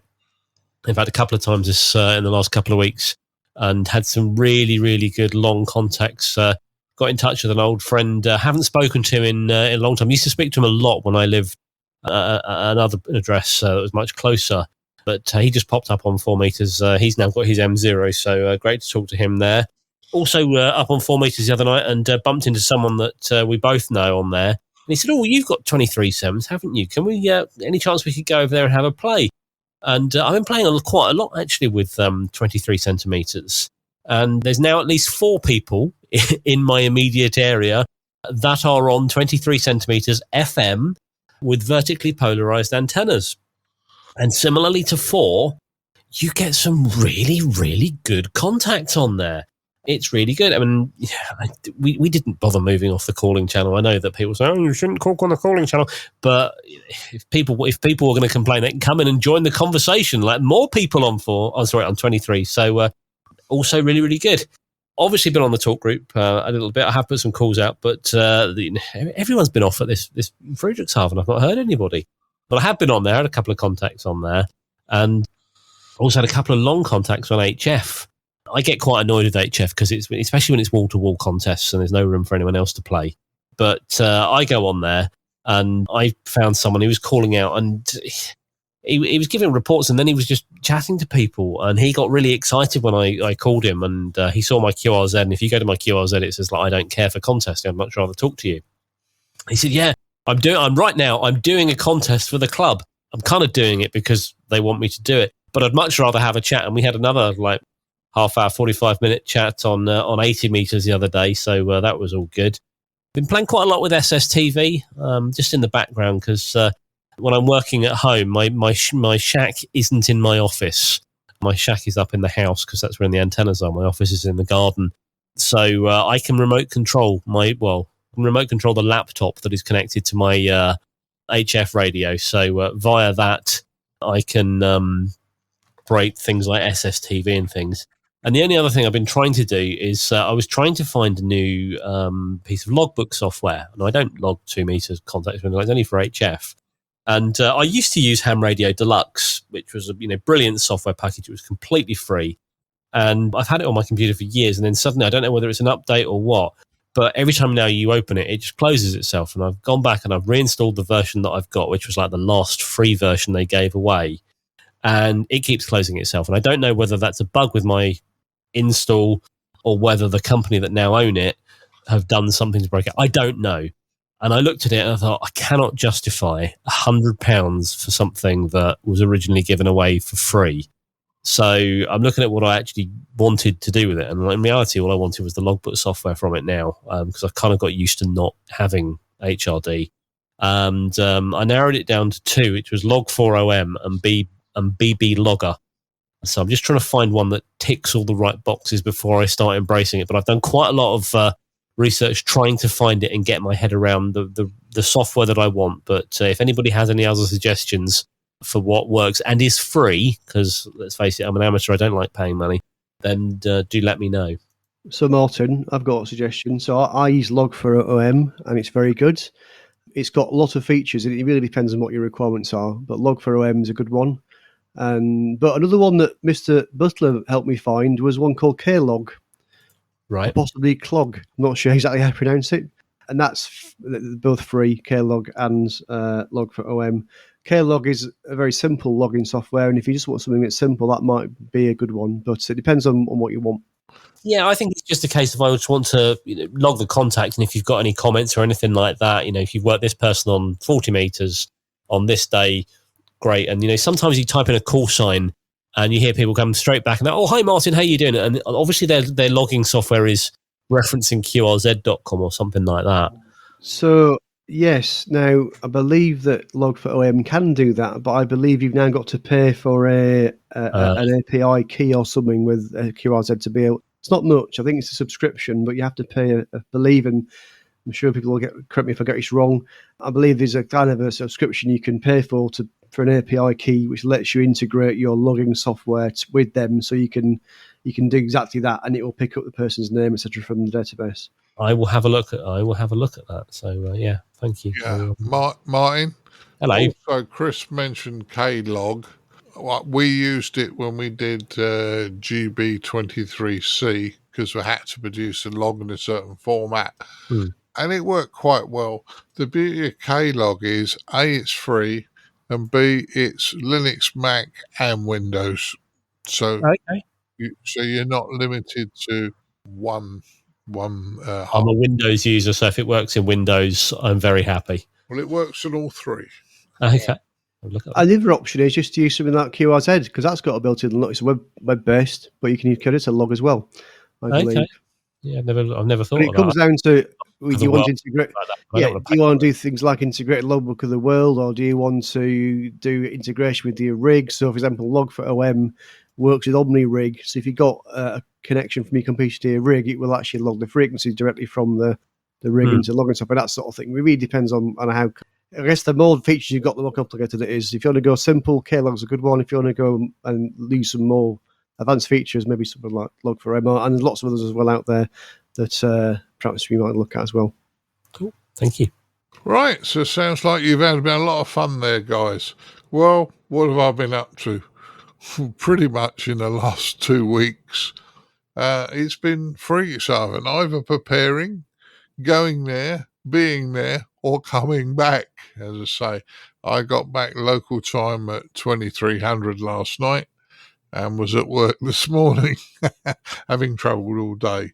But what I will say is, and guys, at the risk of missing somebody, I'm just going to talk generally about the nice people I met in Friedrichshafen. And I'm going to start off with the press centre there. Now, I don't see us as mainstream press, but the press centre is available to us because we're media people. And the lady who runs the press centre helped us a lot. She's a lovely lady, so I thank her. The guy that ran the cafe part of the press centre, he was a comedian, wasn't he, Chris? He was. I think he referred to himself as being a Jamie Oliver, didn't he, of Germany or something? Yeah. He was a great laugh, and it really made fun for us, and we did very well there. And they did let us use part of the press centre to interview the RSGB. All right, there were people leaving and entering the press centre, but it was a lot quieter than doing it on the floor, even if there was some background noise. So the press centre, big thumbs up to them. The show itself, great. I met Petra again, the lady that is in charge of the whole show, and she was saying, yes, numbers were up on last year, which was a great improvement for her, and obviously that was a good one. I met a lot of people in the show, not only manufacturers, and we met a lot of manufacturers and the owners of companies, and they chatted to us quite freely, and you'll hear a lot of them on the various interviews you're going to hear. Came across some listeners, spent time chatting with listeners. I'm not going to pick individuals out because I don't want to forget somebody, but I had a great time talking to lots of our listeners. And back at the hotel where I stayed, the actual hotel had a different ethos to it while the amateurs were there. It was chatty, it was buzzy, it was enjoyable, it was fun. And Mrs. B and I left Tuesday morning. Most of the amateurs went Sunday, left after the show, or went Monday. And Monday through to Tuesday morning, just those 2 mornings, although there were some amateurs there, and those that were there were great to talk to, and I really enjoyed it. The hotel didn't have the buzz that it did when the amateurs were there. So a great show, great fun. My sat-nav took me halfway around Europe. The direct route is you go in the UK, France to Germany. We chose the quickest route going out, and my sat-nav took us into France. It then decided to take us up to North France, through Belgium, then down through Luxembourg, into Germany, back into France, back into Germany to arrive, which was supposed to be the quickest route. On the way home, it decided the quickest route was to take us up, all the way up through Germany, into Holland. And I'm thinking, what am I doing in Holland? Across Holland for about half an hour, down into Belgium and back into France. So fast roads, but seemed a lot of driving. But the road quality is good. And for anybody who's thinking of driving, the German road crews repairing the roads, I would suggest that I joked with Mrs. B and said, they're having the German road digging championships on at the moment. It seemed every 10 kilometres there were roadworks. However, the Germans know how to do a roadworks. They actually sort the road out properly. They sort lanes out. They sign it well in advance. And what's more, guys, when you get there are people working on the road and doing the job. Unlike in the UK, where they put cones in and 3 months later you still haven't seen anybody turn up and do anything. So hats off for the German road crews. And yeah, I suppose they were trying to get it all done before the big holiday push in about a month's time. So listen, I don't want to mention any individuals, but thank you for everybody that spoke to me or came up to us. We really appreciate that. And you're all special to us. Every one of you is important. So I thank you all for the time you either gave us with interviews or the time you spent with us. So, and I think that's fair, isn't it, Chris? Absolutely. I think we spoke to lots of people, and you're very grateful for their time. Absolutely, yes. Yeah. So hopefully, guys, you'll enjoy some of the interviews that will go out. Some were done audio only. Some had video content and will also appear on YouTube as well as time goes on. So nothing left for me to do now than to thank you guys for joining me. And I'll say 73s to you all. And we'll continue with the podcast. I'd like to say 73s to Mr. Chris Howard, M0TTH. Thanks, Martin. Thanks, guys. That was a good one. Yeah, I'd like to thank Mr. Rothwell, M0SGL. Been fun. See you next time. Will do. I'd like to thank Mr. Frank Howell, K4FMH. Thank you for having me, Martin. I always enjoyed this group. Yeah, no problems, Frank. It was fun. And Mr. Leslie Butterfield, G0CIB, for joining us. Thanks, Leslie. Thanks, Martin. It's been interesting tonight.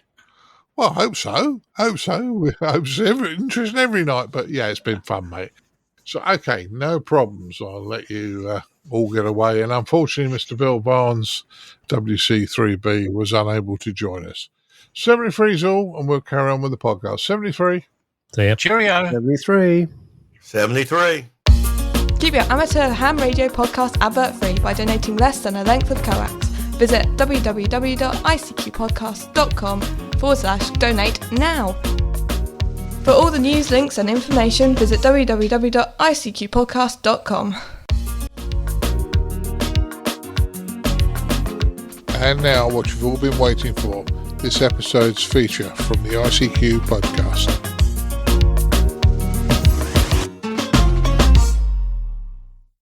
Well, hello and welcome to our feature for episode 407. It's a collection of interviews we conducted at Friedrichshafen Ham Radio 2023. And these are the first of two sets of features of the interviews we conducted at the show are with the manufacturers, people who are bringing new innovations and ideas to the amateur radio hobby. So we're going to start off with an interview with Elecraft first, move on to Icom, ACOM, QRP-Labs, Arriona, ELAD software-defined radio, and then finish up with an interview with the IARU. As always, we hope this brings you a wonderful flavour of the show if you weren't able to make it, and if you did get there, maybe we found something that you might not necessarily come across. So we hope you enjoy our first roundup of interviews from Friedrichshafen Ham Radio 2023, and we'll complete these interviews in our next episode, episode number 408. So I hope you enjoy. So look, here we are at Friedrichshafen 2023. I'm on the Elecraft stand. I'm here with Eric. Hi, Eric. Hi, how you doing? And nice to see you again. Last time I think we met was back in 2019. Yeah, it's been a long time. Back when you were in Europe at the Newark Hamfest, National Hamfest in the UK. True. Yeah. And that was just when you launched the K4. Yes. I think we saw the K4 at Dayton, I think, earlier that year. Yeah, it was introduced, I think, at Dayton, and then when I went to over this, actually early fall, I think it was, right, yeah, for the National it was. Hamfest. And then you brought it over. I brought it over. It's the first time in Europe, I think. You brought it in your suit because it was a kind of a prize, not on your hand Yeah. sort of thing, in your hand baggage. Yeah. And then, of course, later in 2019, unfortunately, the pandemic has hit us, and I guess that's had an effect. So what happened? Well, the pandemic obviously had the effect of shutdowns for a while, so we lost a little time that way. But then also, with the logistics and parts shortages for electronics. It affected the whole electronics industry, auto industry, all of us. And that was quite difficult because you couldn't get parts, even though you had the people able to work. And so it slowed everything down. We could usually work around it, but it added more time. And of course, customers are incredibly patient because it's 1.5 to 2 year delay on a lot of stuff, and that was horrible for us.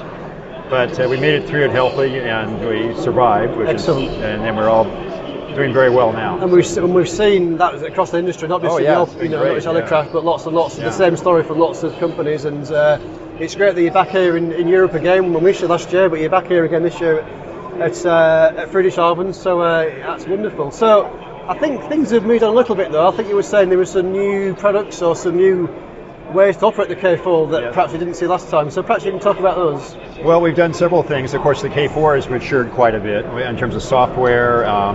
We've updated that many times since we released the product in '99.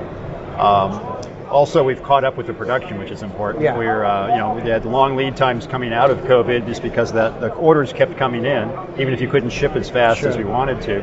But we've now ramped up production fast enough that we've now got the lead times down to very reasonable numbers, 1 week to say 3 weeks, typical, after order. Sometimes it's almost the next day if the timing's just right, where we are in our production cycle. We produce several versions of the K4, so we might be making this one this week, the next one the next week. I see, so it's like batches. Yeah, we do batches. It's more efficient. But that's gone very smoothly now, and we have a very good feel for what the order rate is. Of course, after shows like this, you get a big burst, and so the lead time maybe goes up a week or two. But that's much better than months. Weeks versus month is a big difference. Because hams, we always agonize over what we're going to buy for some time, but then you make the decision and you want it now. So you want to make sure. I know exactly what you mean. And I'm guessing Dayton as well, obviously that was quite recent as well. I guess you had an influx of orders there as well. I'm sorry, where? At Dayton. Oh, Dayton was fantastic. Dayton, one of the other big shows is Orlando in Florida, and then also in April, the Visalia International DX Convention. This is a group of high-end DX people. So all of those generated a lot of sales. And how are you finding the reception? What's the feedback for the K4 been? Oh, it's been fantastic. In the contesting communities, like the K3, they've discovered it. And now they've used it, a lot of the top contesters have used it in several of the most recent contests. And we saw this happening at this International DX Convention, which is also contesters, that they were all talking in the gathering hotel where all the contesters and DXers were hanging out. And the guys had operated, several people, well-respected people had operated with K4s in a recent contest, and they were telling all the other guys, you need to get a K4. And so all of a sudden I had all these orders the next day. So the word of mouth, of course. Well, that's good, of course. That's the best advertising you can get, isn't it? Absolutely. It is a wonderful situation. And you mentioned about remote operating. I think that's becoming very important these days. Of course, both with the ham population, maybe people are moving into smaller homes or condominiums where you can't put up a large antenna, or they want to maybe just share operation with their friend back and forth. We're making it possible to do that between our radios. And so we've introduced several. That's funny, I'm copying Morse code in my head while I'm talking here. That gets a little distracting when you can do that. But we've got the ability now to do several things. One, we have software in the K4, which we're showing here, where one K4, it's a regular K4, you could have your own antennas hooked up to it, but you push a button and you put it into internet mode as a client. So it's like almost now a terminal for a remote K4. But the panel acts exactly the same, but now you're controlling a K4 at your friend's house or across the country. And I'm right. And we're demonstrating here controlling a K4 from the booth with our HV9NBG, who's our Swiss distributor, has one at his location. So we're controlling that here, and the only thing coming out of the back of the K4 here is an Ethernet cable. Ethernet cable, yes. I'm right in saying the architecture is very much the front panel and the back of the radio are almost separate, and it's like a network. In a way, it is inside the radio too. But the bottom line is, you can take anybody who has a K4, and if their friend has a bigger antenna, you can say, hey, can I use your antenna? If you hit a button, then you're controlling his K4. It's very fast, it's simple, it doesn't require extra boxes outside the radio like we used to have to do on the K3s. And a lot neater as well. There's no, like you say, no wires between bits of equipment. No, it's much cleaner. That kind of rat's nest of wires everywhere. There's always a few. Even though it's a wireless business, there's always some wires. But relative to the remote control situation, you don't have to carry all these extra pieces around. And so the audio, the pan adapter data, the visual waterfall and spectrum display, all of that's being sent over the internet. And actually, we encrypt it end to end, so it's secure. And that's actually like you set up a password on your K4 so your friend can access it, and that determines what the encryption is. So if someone else tries to get on that, we aren't even going to respond because we won't recognize what's coming in. So it's also secure. But bottom line is we can control a K4 from another K4. We also can control it from a software application. A number of people are developing software applications for remote control with the K4. We have an open interface, and so they can program for that. And if anybody's interested, they can contact us, and we'll point them in that right direction for the information. But also, we are coming out, and we have our own software application that we're doing called Virtual K4, VK4. It doesn't come from Australia. I was thinking that. I saw the sign up. I thought, it's Australia. Yeah, Australians. No, we picked it. Whoever picked it, that's what we ended up with. But that's on a Surface tablet running Windows over here. And I'm showing it. Actually, one of our little K-Pod VFO controls plugged in over USB, and that gives you a nice knob on it, and so on. And so we're making software applications, but also hardware too. Excellent. And also the third product is the K4 Zero, which, similar to the K3 Zero, is basically a real front panel from a K4 with an I/O board section and a single board industrial computer inside, controlling all that, generating the graphics. With the same software that goes K4 to K4, we just put that in this box. It works out of the box, so we don't have to redevelop the software. But that will be a smaller package, maybe about 3 or 4 inches deep, and that will be, you can put it in a small bag and carry with you to your hotel and run your home station when you're on the road. Sounds good. And that's a future product, not that just yet? That's in process right now, and we're finishing developing the hardware for it right now. Very interesting. But what's nice is usually the software is what delays me, because that takes longer than you think. But the software we're developing for K4, controlling another K4, because it's identical to what will run on the K4 Zero, it won't know the difference. We don't have to worry about that. So it's really more hardware delays. And of course, I'm sure with all this, it's still a problem getting parts out there for electronics. So we do pretty well with it, but that can put sand in the gears, as they say, to slow things down. So that's always my worry. So I'm keeping my eyes open. So far, not a problem, but for the K4 Zero, but hopefully that'll keep it on track before the end of the year. And I guess hopefully earlier. I guess with the K4 being very much a software-defined radio, you can update it very easily. I guess you brought updates out for that. I think you said there's been a few updates since the original product. Many updates. As we added features, we added, for instance, what they call controlled envelope single sideband speech compression. It's a more efficient and less distortion speech compression that actually buys you at least another 3 dB over the older compression schemes for voice. That's a big difference. You just doubled your effective average power without sounding distorted or horrible. And it's a wonderful technology that we didn't design the original algorithm for it, but we implemented it for the K4. I'm guessing that's easier because you're not having to install parts or take them into parts, it's just a software upload. Well, we can upload the digital signal processing software or the control software for the radio, and also some of the key components in the digital processing from the direct sampling analog to digital converters through the radio and all the key high-speed hardware is inside what's called a field programmable gate array, which basically is field programmable hardware. So instead of having to solder new parts in, we just load new software into that too. So it gives us a lot of flexibility. It's the future of radio, isn't it? I think. Both for bug fixes and adding new features. So wonderful. So that's kind of the K4, but of course that's not just everything that you make. You've also got your KX lines. KX2, KX3, they're still both going strong. The KX2 is an incredibly popular SOTA, Summits on the Air radio, and portable operation, because it's a very small, nice portable HF radio, 80 through 10 meters. The KX3 is a little bit larger version. That was the first portable radio we brought out of this vintage of the KX radios. X stands for extreme, for outdoor, but the KX3 was so good people use it for a home station and pick it up and take it portable too. So and you've also got the amplifiers and that range on the ATUs. I think they've done quite well. So we have from the small radios, you can boost them up to 100 watts with our KX-PA100. It's basically a brick with a big heatsink on the top. Works very reliably. Works with any radio, not just ours. Has a frequency counter built in. It'll automatically change bands, recall ATU settings automatically as soon as you transmit. And with our radios, we tell a little bit ahead of time through a little cable, so it integrates like a single station. And that's how our bigger amplifiers work too, the 500 watt KPA 500 or the KPA 1500 full kilowatt and a half amplifier, all solid state stuff. So those are doing very well. Fabulous. Eric, anything else before we wrap things up you want to tell us about? No, we've got our hands full. We always have new things in the work. I can't talk about them or when they're going to come out. We're not bringing out a KX4 next week. You're safe. Okay on that. I've already been asked that a few times. We do have other products in development. We just won't tell you until they come close to Yeah, that's fair reality. enough. Okay. We'll surprise you a little bit. Like you did with the K4 a few years ago, a Absolutely, couple of years yeah, ago. that was fun. It was a very interesting day. We woke up and found, wow, there's a new radio. That was, that was one of the better secrets we kept. it was. That one worked out pretty It well. was very good, yeah. So look, Eric, if people want more information or want to, think about perhaps buying Elecraft kit, what would they do? Well, Where would they go? over here in Europe, you're referring to. Yeah. We've got distributors in a number of the countries in Europe.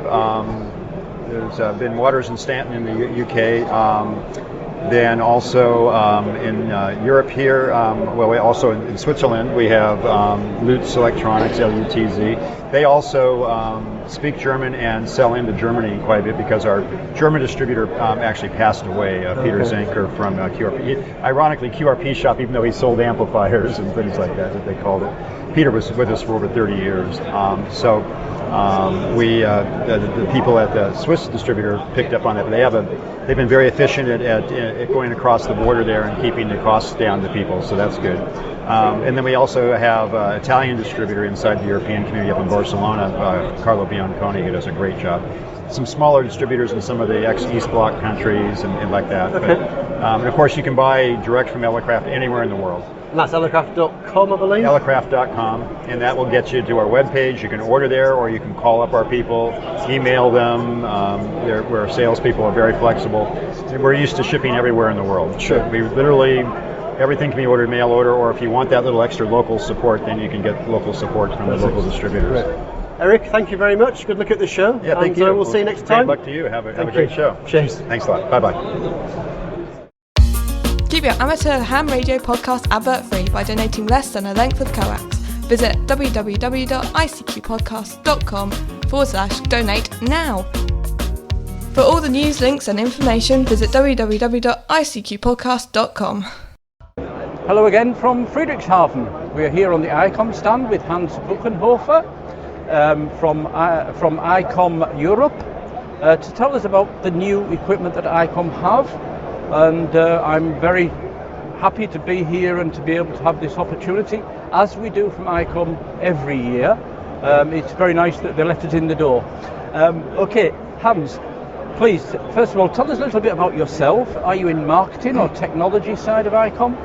Yeah, in the support side of Icom. In the support yes. side, yeah. I'm the support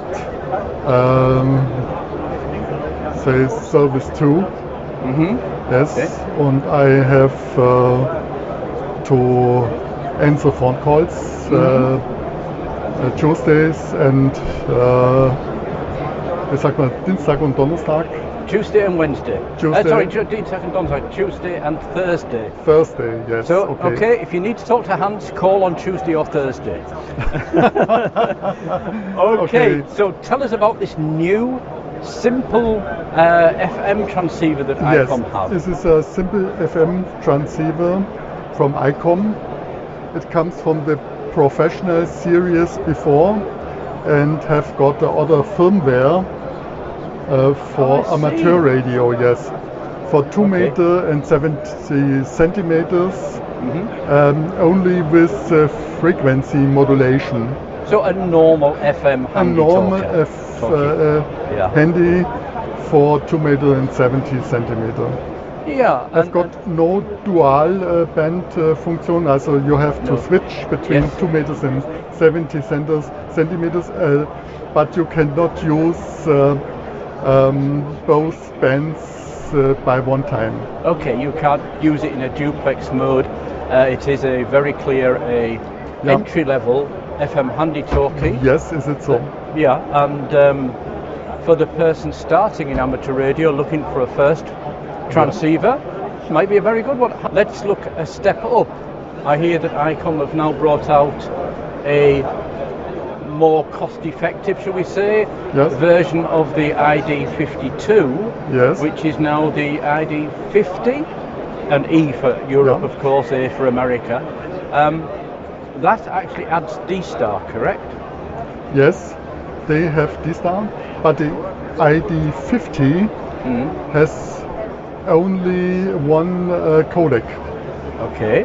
And is not able to decode 2 bands on the same time. Okay, the so ID52 can decode two bands It can on the listen same to time. Listen to two bands at the same with time. DV bands at the same time. Okay, so there's the difference, and obviously, if you need the extra features, the higher model is this it here? Can we actually lift it up to show? This is the 52. Oh, this is the 52. Yes. Okay, then we need to. And the 50 is at the other the side. The 50 is in the other side. Okay. In this All right. vitrine.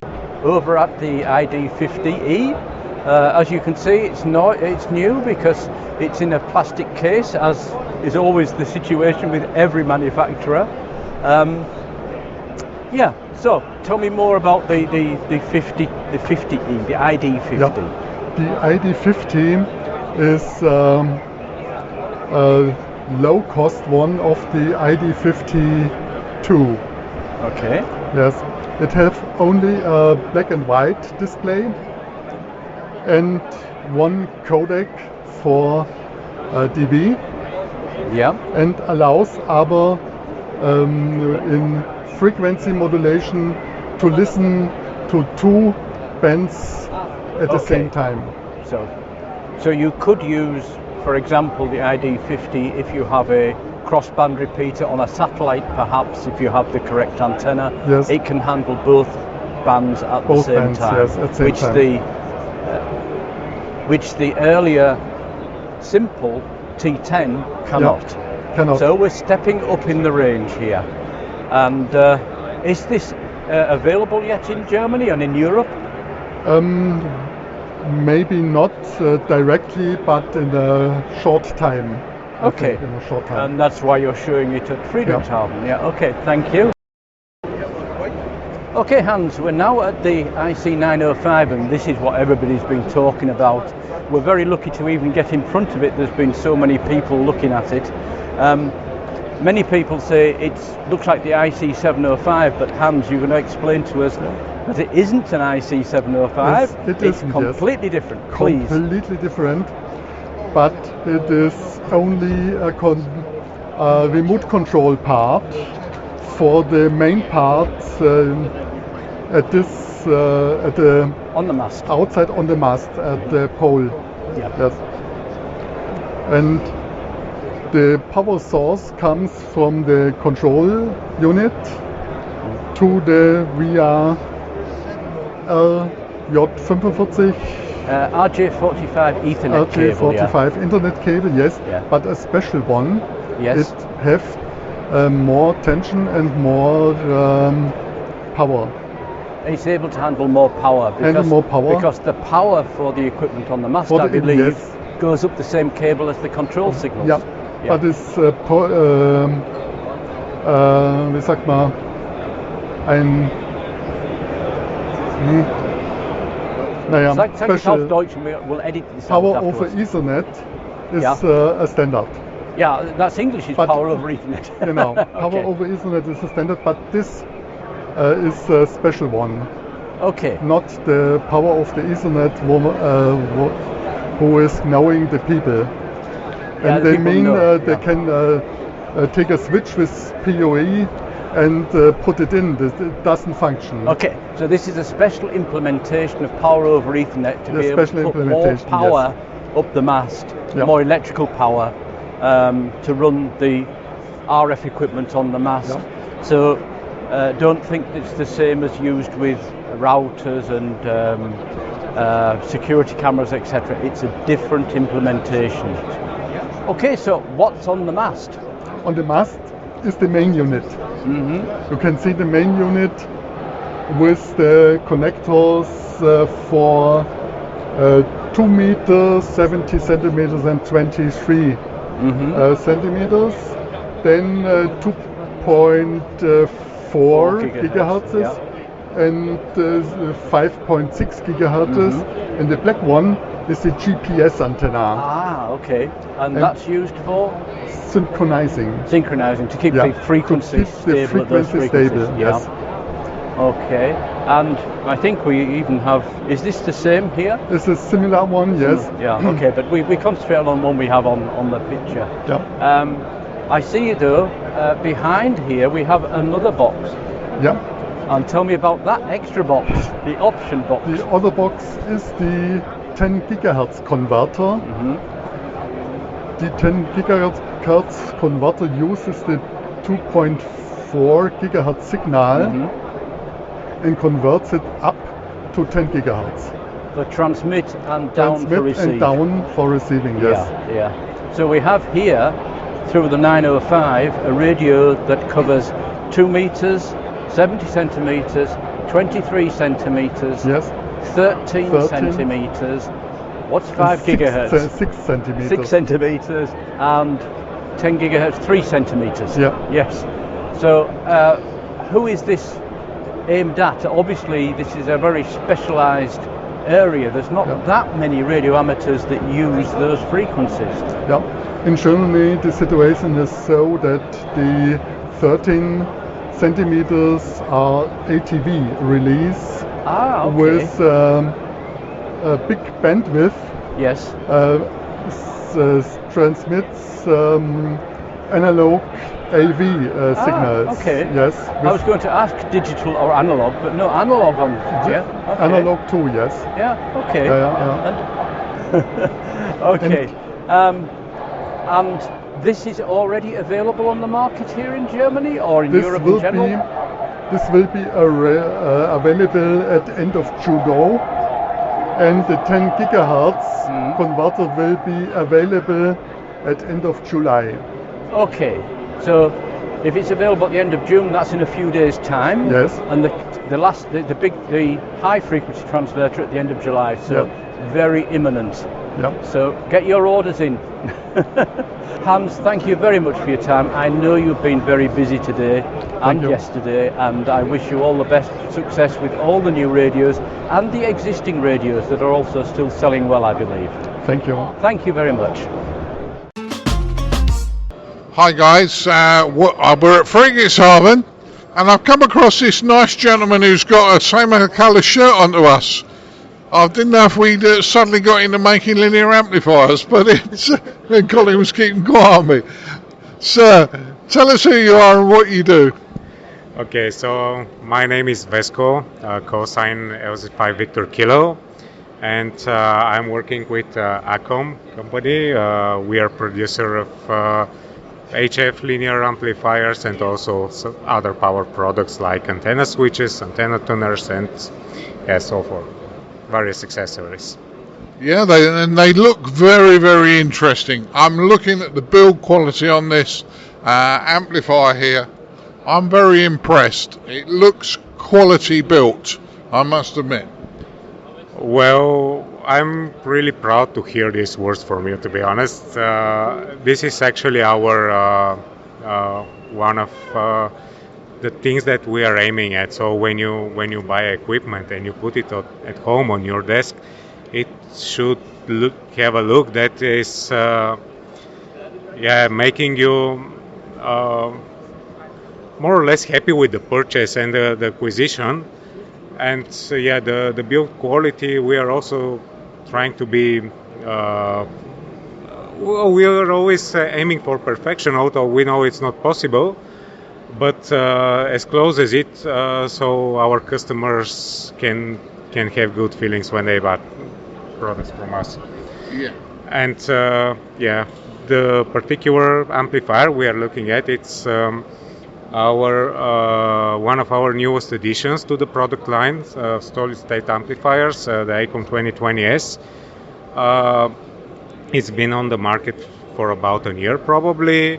So solid state amplifier, which is putting guaranteed 1500 watts. And what is interesting with this amplifier is that it was designed from scratch for remote operation. So not only you have the remote control unit here, which you can put few meters apart from the amplifier, but you can control it also over internet. So this unit has a built-in web interface, and when you open the web interface of the unit, you actually see exactly the same menus as they appear on the screen here. So that's very, very useful, because if you're operating remote, that's great. And obviously, if we can put the linear as close to the tower as possible, or as close to our feed point, we reduce the length of coax. And by having the display in the shack, that's a really good move, I would suggest. Yeah, the case is not exactly the same. Actually, the aim here is to give the people possibility to operate amplifiers from shacks that are really remote from them, which is becoming trend in our community. You know that cities are very noisy in terms of RF, and there more and more people are locating their stations on properties outside the big cities. And this is the case here. When you put this amplifier with the remote control unit on such a property, as long as you have internet access on the property, you can control your amplifier remotely from your phone, for example. Yeah, well, that's ideal, and you're dead right. The cities today, there is so much noise. Everything's got an oscillator in it. I mean, even as silly as our watches on our wrists have oscillators in. Everything's making RF noise. Getting our equipment away from that and remote operation does seem to be the right thing, I would suggest. Nothing to add here to what you said. Yeah. Now, you also got a very nice looking, and I'm looking at the low pass filters in your ATU. Really nicely made, I would suggest. Oh, thanks. This is actually the desktop version of our ATU. The original, which is intended for outdoor installation, is over there. So, anyway, although the boxes are different, it's the same hardware inside. So this ATU, it's fully controlled by our solid-state amplifier line. Not only the 2020, but also others solid-state amplifiers. The advantage is that this ATU is actually close to what you've already said. So shortening the length of the coax cable between the antenna and the antenna tuner when the antenna is not well matched, thus reducing the losses, and having single coax cable to control to get the RF power delivered to antenna tuner, control it, and also power it, of course.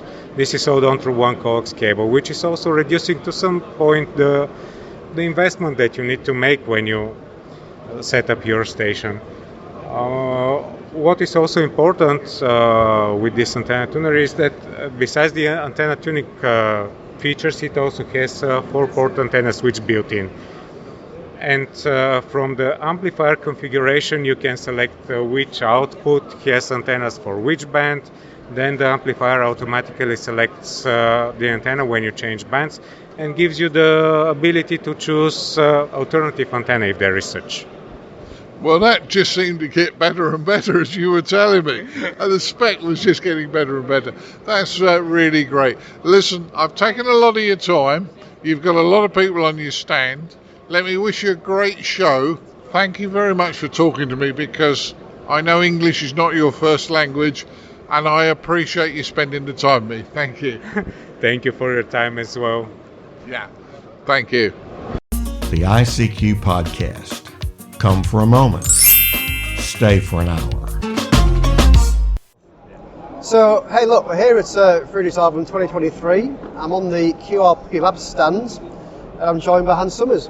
Hi Hans. Hi, thank you. Nice to see you again. Nice to see you again. I think we were here this time last year, and I think at the time you were showing us the QDX. That was the latest and greatest kit that you had for sale, but I think things have moved on a bit since then, and I think you were saying you've just been updated and launched a new product. Yes, in Dayton, so I only started doing the real design work and development on this in the beginning of January. And we launched this new 5-band transceiver kit, which is the same size as the old QCX Mini single-band CW transceiver kit, but has CW and digital 5 bands, has an SWR meter built in, and it will also do sideband in the near future. So you've got for firm up sideband, there, we don't have a linear power amplifier. We'll be using the envelope elimination restoration technique, which means you split the sideband up into a phase component and an amplitude component, and you modulate those separately. Cool. So that will be just firmware update. So pretty much everything you've got in the old products in the same box, plus SSB in the future as well. With a very small price increment. So basically it was the QCX, all the functions of QCX Mini, all the functions of QDX, plus SSB, plus an SWR meter. I also included these buck converter modules, so it has lower receive current. Okay. So one of the disadvantages when you go for top performance and you have a really good SDR, embedded SDR with a powerful processor, and this is running at 168 megahertz, is that you consume a chunk of current. Yeah. So this would use 220 milliamps of receive current, which is for people who want to do portable operations. Pretty important. It's important. So with the switching converters, we got it down to 80 milliamps on receive, which is much less than a lot of other manufacturers with comparable performance portable radios. The important thing is that the buck converters don't create switching noise, because the microcontroller is the control loop for the buck converter, and it sets the PWM frequency such that the harmonic avoids the operating frequency. That's handy. Okay. So it's a very nice technique that I developed for this. And do you find many customers use these for portable operations, like SOTA example? I mean, so far it's very new. So I think it will be fantastic for SOTA. I think it will probably become the ideal SOTA rig, because it has very low current, top performance, 5 bands. We may launch a new version in future which covers a different set of bands. So this covers 80 to 20. Sure. We'll certainly launch a 20 to 10 meter version like we have for QDX. But I'm also thinking maybe a 60 to 15 meter version would also fit the hardware, just be changed in filter components. And a lot of SOTA people have indicated that that would be quite useful for them. That's good. So it'll be great for SOTA. Hannes was visiting me in my location in Turkey a couple of weeks ago, and we recorded a video that's on the QRP-Labs YouTube channel.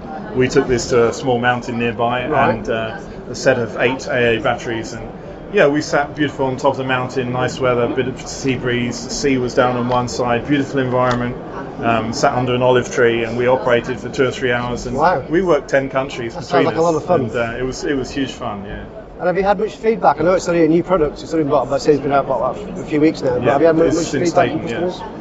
Everybody's very excited about it because there's a lot of functionality in a very small box. The current consumption is great. The performance is fantastic. It's a radio with a lot of potential. So what I was aiming to do by May for Dayton was the CW functionality of QCX Mini and the digital functionality of QDX, and to include a very powerful hardware platform with lots of future expansion possibilities. Sure. So, of course, people are having ideas about what to do next and so on. So, there's been a lot of excitement about And this. I suppose being software defined, actually, future changes are actually difficult to apply because it's software. Right, yeah. It's having to get the soldering iron out. And right, exactly. And so that the aim is that all the enhancements will be software only. Sure. And the software update is very easy. You put it into software update mode from the menu. When it's in software update mode, we put a USB connection to the PC, and it shows up on the PC as a USB flash drive, like a memory stick, plugging in a memory stick. And you just download a new firmware file and copy it in. And so it's very easy compared to a lot of radio manufacturers where you need a software application. And then, it's partly selfish for me because I don't want to write software for Mac, Linux, Windows, and deal with Windows drivers and support them all of that. Supporting 3 different, multiple platforms. It would just be a headache. So I spent the time to make this bootloader here, which pretends to be a USB flash drive, and you just copy in the firmware.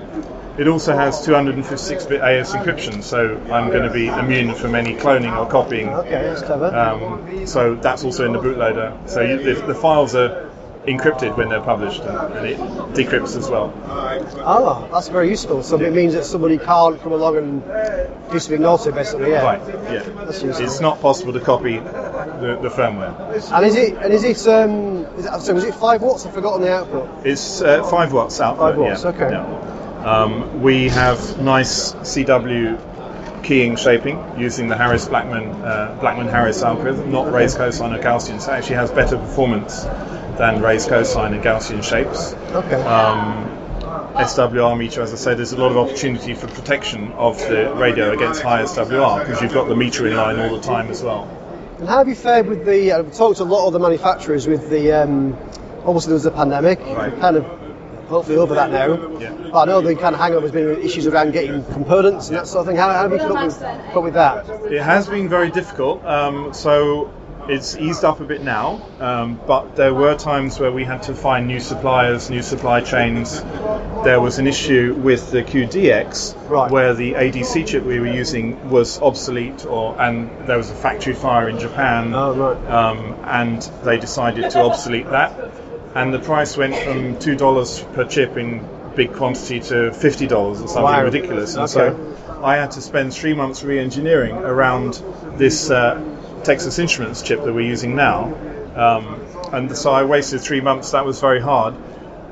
It ends up actually being better performance, so we got about 6 dB more dynamic range out of it, which was a nice. So there is a benefit. There was a nice upside, but yeah, it's been very hard. It increased costs. We had to be very nimble about changing components in some cases, changing the design a bit to fit it. Yeah. I think the manufacturers who have been able to be nimble and flexible in their approach to making component changes will have probably come through okay. Yeah. But there are some manufacturers who, their production department is so far separated from their design department. If the design department has specified a particular part number, nobody dares change that forevermore. And when that part number goes obsolete, everything's gone wrong. So yes, interesting. I think it depends on you have to be flexible. By being independent and small, actually, that's a benefit because you'll be more flexible and nimble, like you say, to actually respond to that sort of change. I mean, 3 months is a long time, but actually that's not that long a time to make such a big change. Right, yeah. I mean, it was a lot of work, but it was also very interesting. As I said, it got some advantage too. So sure. It's been interesting the last few years. It sounds like you're a busy guy. I know you've been over to Dayton, you've been here with Fruit Salve. I know you go to a lot of these events. I tend to go to 2 or 3 per year. Obviously, there's a Hamfest somewhere in the world practically every weekend, and you could go to all of them, and you could probably sell enough stuff to pay for the ticket, but you'd go insane pretty quickly. Well, because you're also doing all the development, the support, the sales. I know you've got a bit of help, but you are pretty much. Yeah. I mean, we have quite a lot of help in Turkey. We have 6 full-time employees who are doing kitting, packing, shipping, assembly, because all of the 4 transceivers we also sell as assembled, tested, calibrated radios, as well as kits. That's good. My wife's doing a lot of work as well with admin and management and accounting, banking, customs, import duty. But yeah, I mean, all the research and design, all the technical side, support side, documentation, all comes down to me. To you. And actually, the documentation, you mentioned that. I mean, I've built a few of the kits in the past, and people do, and I would agree. The build documentation is fantastic. There's it's very clear what you've got to do, where the components go. It's the fullest of all the stuff that should be in the bag. Which all that is very, very well done. So that makes life a lot easier for us. That's actually also for selfish reasons for me, because there'll be less of you coming to me for help. That's true. So I can put some time into good documentation and save it back later with less support. That's a good use of time. So it's a win-win for everybody. So Hans, look, before we wrap things up, is there anything else you want to highlight before we finish up? Well, I think since we last spoke, we had a couple of other new things. We've got the ProgRock 2, which is a synthesizer. Very small. It fits inside an HT6 crystal can. So that's a kind of breakout for a SI53518 synthesizer, and has a processor so it can store a set of frequencies. The Pico balloon tracker. The balloon is thing, I missed very, that last time. Yeah. And we've been working on that since 2015. But only in the last year or something actually really got in production. And is that it there? That's it, yeah. Well, I mean, that is small. Well, it will look even smaller once it's ready for flight, and you break off the USB connector, and then the remaining board is about 1.8 grams weight. And then you power that from? You do it typically with some small solar panels. I actually did my first ever flight, because I've been the armchair balloon guy doing the protocol, telemetry, the firmware PCB design, and then my friend Dave V3KCL in Canada did all the launches and actual flight tests. Testing and things, But my wife came up to me about a week before Dayton, so it was perfect timing, obviously. Not my wife, my daughter, 9-year-old daughter, and she said, Mummy says we've got a science fair next Tuesday and we're going to fly a U4B. So no, of course I couldn't say no, and we managed to do it, and it was fantastic.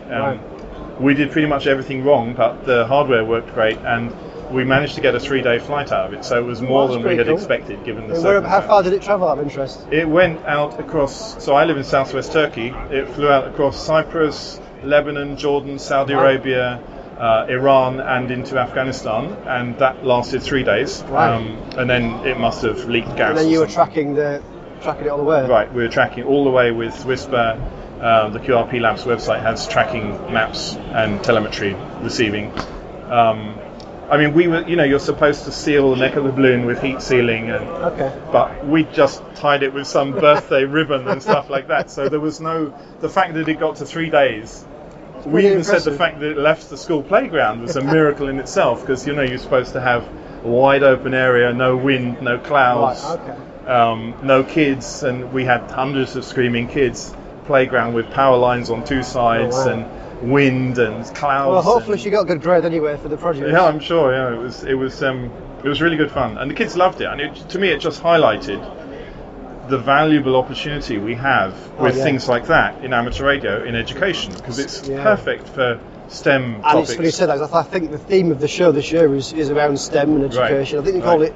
I was chatting to Bob at the Edinburgh, I was saying it's called MINT in German. Right. I don't know what it stands for, but it's almost the same as STEM, so science, technology, etc. So, but I mean, it's a perfect. This is a perfect application for that, and to see the kids and how excited they were all crowded over her iPad watching the map and seeing where's the altitude. Where it's going. Yeah, we had it all live there on the iPad as it was going up. What's the altitude? Where is it going? And in the early parts of the flight, they knew all the villages that it was over and stuff nearby as it was going up. And so, the interest was fantastic, and it really highlighted the STEM applications for kids. Absolutely. Because kids can understand stuff like that and really get excited by it. If you can physically see it, watch it, track it, and build that excitement, that's a fantastic way to get people into it. It's like your own miniature space probe. You're tracking it, you're getting back data, and you build the thing, and it even looks a bit like it's got the solar panels and everything. But of course, the cost is very minimal. You do a flight for under $70, including everything. Wow. So it's a very convenient, economic. Sounds fantastic.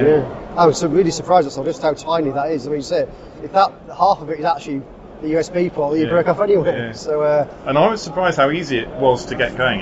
I should know because I developed it, but it was really easy to do. We got 6 of these tiny 32 by 19 millimeter solar panels. You buy them in a 100 pack from China, and it was very, very easy. So really great fun.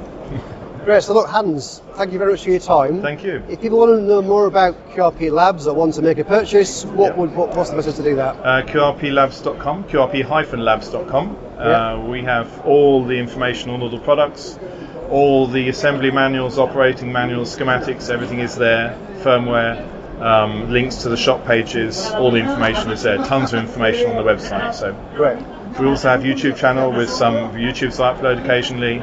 I'm going to put together a YouTube video of the balloon launch as well. That's good, so we have got a lot of clips of that, just haven't edited them together yet. And we've got a groups.io group, QRP-Labs, which is very popular. I think on that one actually, We've got over 7,000 members, so that's the place to go. Excellent. So look, Hans, thank you very much. And we'll probably see you again next year. I'm sure you Best will. of luck. Cheers. Thank you. Take care. Bye now. Right. I found the most impressive stall here in Friedrichshafen. We've been looking at this for days, and we're going to decide to come over and bother the guys here. Aaronia, I believe the company's name is? Aaronia. Aaronia, yes. Sorry, my apologies. And sir, can you tell us who you are and why you're here? Yeah, I'm Thorsten, the CEO. And we are first time here because we had a new unit on the market. That's this V6 Echo, that's how called it. And it's a new SDR or spectrum analyzer that's operating from 9 kilohertz to 8 gigahertz. And that's exactly fitting for the ham radio guys because it also has a TX. So we can transmit and receive 44 megahertz IQ bandwidth, streaming with USB. And also transmitting over USB. And that's quite interesting because we have a 16-bit ADC. So the dynamic is very, very nice. And it has a lot of pre-selectors inside, so it can also operate in very harsh environment. what's very interesting for the ham guys. Certainly is, and you now get me very excited and wishing I'm gonna have to find out in a while about them, but they are very, very interesting. And we're standing in front of a massive wall here of your SDR receiver that's running and looking at all sorts of things. This is phenomenal. What is it? Over 3 terabytes? Terahertz. Sorry, over 3 terahertz. That's only one unit running. That's only this one. Yeah. So it's the same like this, but this is the pre-stage with plastic housing. This is the final look. Yeah. And this is the new receiver, and that one can really push it up to or above 3 terahertz per second. That means that we can get the whole 6 gigahertz spectrum in around 1.8 milliseconds. That's faster than the human eye can see. Yeah. You can have about 30 to 60 times per second. And if you look at the spectrum, it's really real time. And it's a sweep. It's not a real time capture. All right. Yeah. I mean, yes, you're dead right, because it is very, very fast, very, very quick acting, and often, this is a next generation to me. I've never seen anything as good as this. It really is impressive. Yeah, so the first we had was 1 terahertz per second. That is the regular unit we have. And this one's 3 terahertz per second, so it's 3 times faster, because we have a double LO TikTok patent on it. Yeah, and I think we might push it in the future even faster, but then it will get more expensive. Yeah. Oh yeah, but you buy quality, and as I say, this is mega impressive. Do you do other models? I mean, this is what your base model, or right, so is it the? Exactly. So this is the cheapest we have. That's 1,500 euros for the base version. And it has 44 megahertz IQ bandwidth. If you want higher bandwidth, then we start with 80 megahertz bandwidth. That's about 3,500 euros, and you can go up to 245 megahertz IQ bandwidth, and then you are about 10,000 euros. So it's still affordable to a lot of people. It's certainly a very, very interesting piece of equipment. How long has the company been around? 30 years now, but I started the company under other name with 16. Yeah. Now I'm 50, let me check, 58. So it's quite a while ago. Yeah. I'm a youngster then. Yeah. You bear with me. Yeah, I'd say this is great. So this is one of your products. Do you do other things? Yeah, so this is only a part of a fraction what we're doing. So we also do antennas, especially direction finding antennas, and a lot of software. And we combine all together. Then we have a direction finding kit that does everything you need, drive test or standalone antennas or triangulation antennas. And of course our famous drone detection system, the RTOS, which is used, I think you know where, and it's very, very popular, and that's where our main business is running. That's the drone detection. So this is just a spin-off to sell it here. So we make really no money with this one, but it's a lot of fun for us to sell it. Yeah. You're getting to a different market with this one. Yeah. And in fairness, as you said to me at the start, this is the first time you've been to Friedrichshafen. It's the first time I've seen you at Friedrichshafen. So that was exactly correct. Yeah. And secondly, as I said to you earlier, it's the most impressive stand here. It always is. and he didn't pay me to say that. But it is very interesting, and as I say, certainly I think amateurs should be looking at this. Have a look at it, see what you think. I haven't actually sort of taken one apart and all that bits and pieces, but I think it would be something I'd be looking at. Exactly. Yeah. So I think we'll show up every year if this will take place next year. There are some rumors that it might not, but I don't hope so. The problem with rumours is there are always rumours, and there are more people here than last year, I believe. Yeah, but that's easy. Well, I believe if there would be more people than before Corona, then it would be really good. That would be good, yeah. Anyway, I've taken a lot of your time. Thank you very much for giving me this quick interview. Nice looking product. I wish you every success. Yeah, you're welcome. See you next year. Hopefully. Okay. Thank you. Bye. I'm here at Friedrichshafen Ham Radio 2023 with Franco Milan from ELAD. Hello, Franco. Hello. And can you tell us a little bit of the history of ELAD as a company to start with? Yes, ELAD started from 1990 and was a very single-man company for developers. For developers, some equipment for automation, for industrial products, or also consumer products. After that, for other companies. So you were doing the support for other companies. Yes. We gain a lot of experience from that. Yes. And then in 1996 we begin to develop our receivers for EMC market, for CE market, and that is one of our branch business in ELAD. Yeah. In 2005 we begin to develop digital systems, digital acquisition and signal processing, and we start with develop SDR receivers.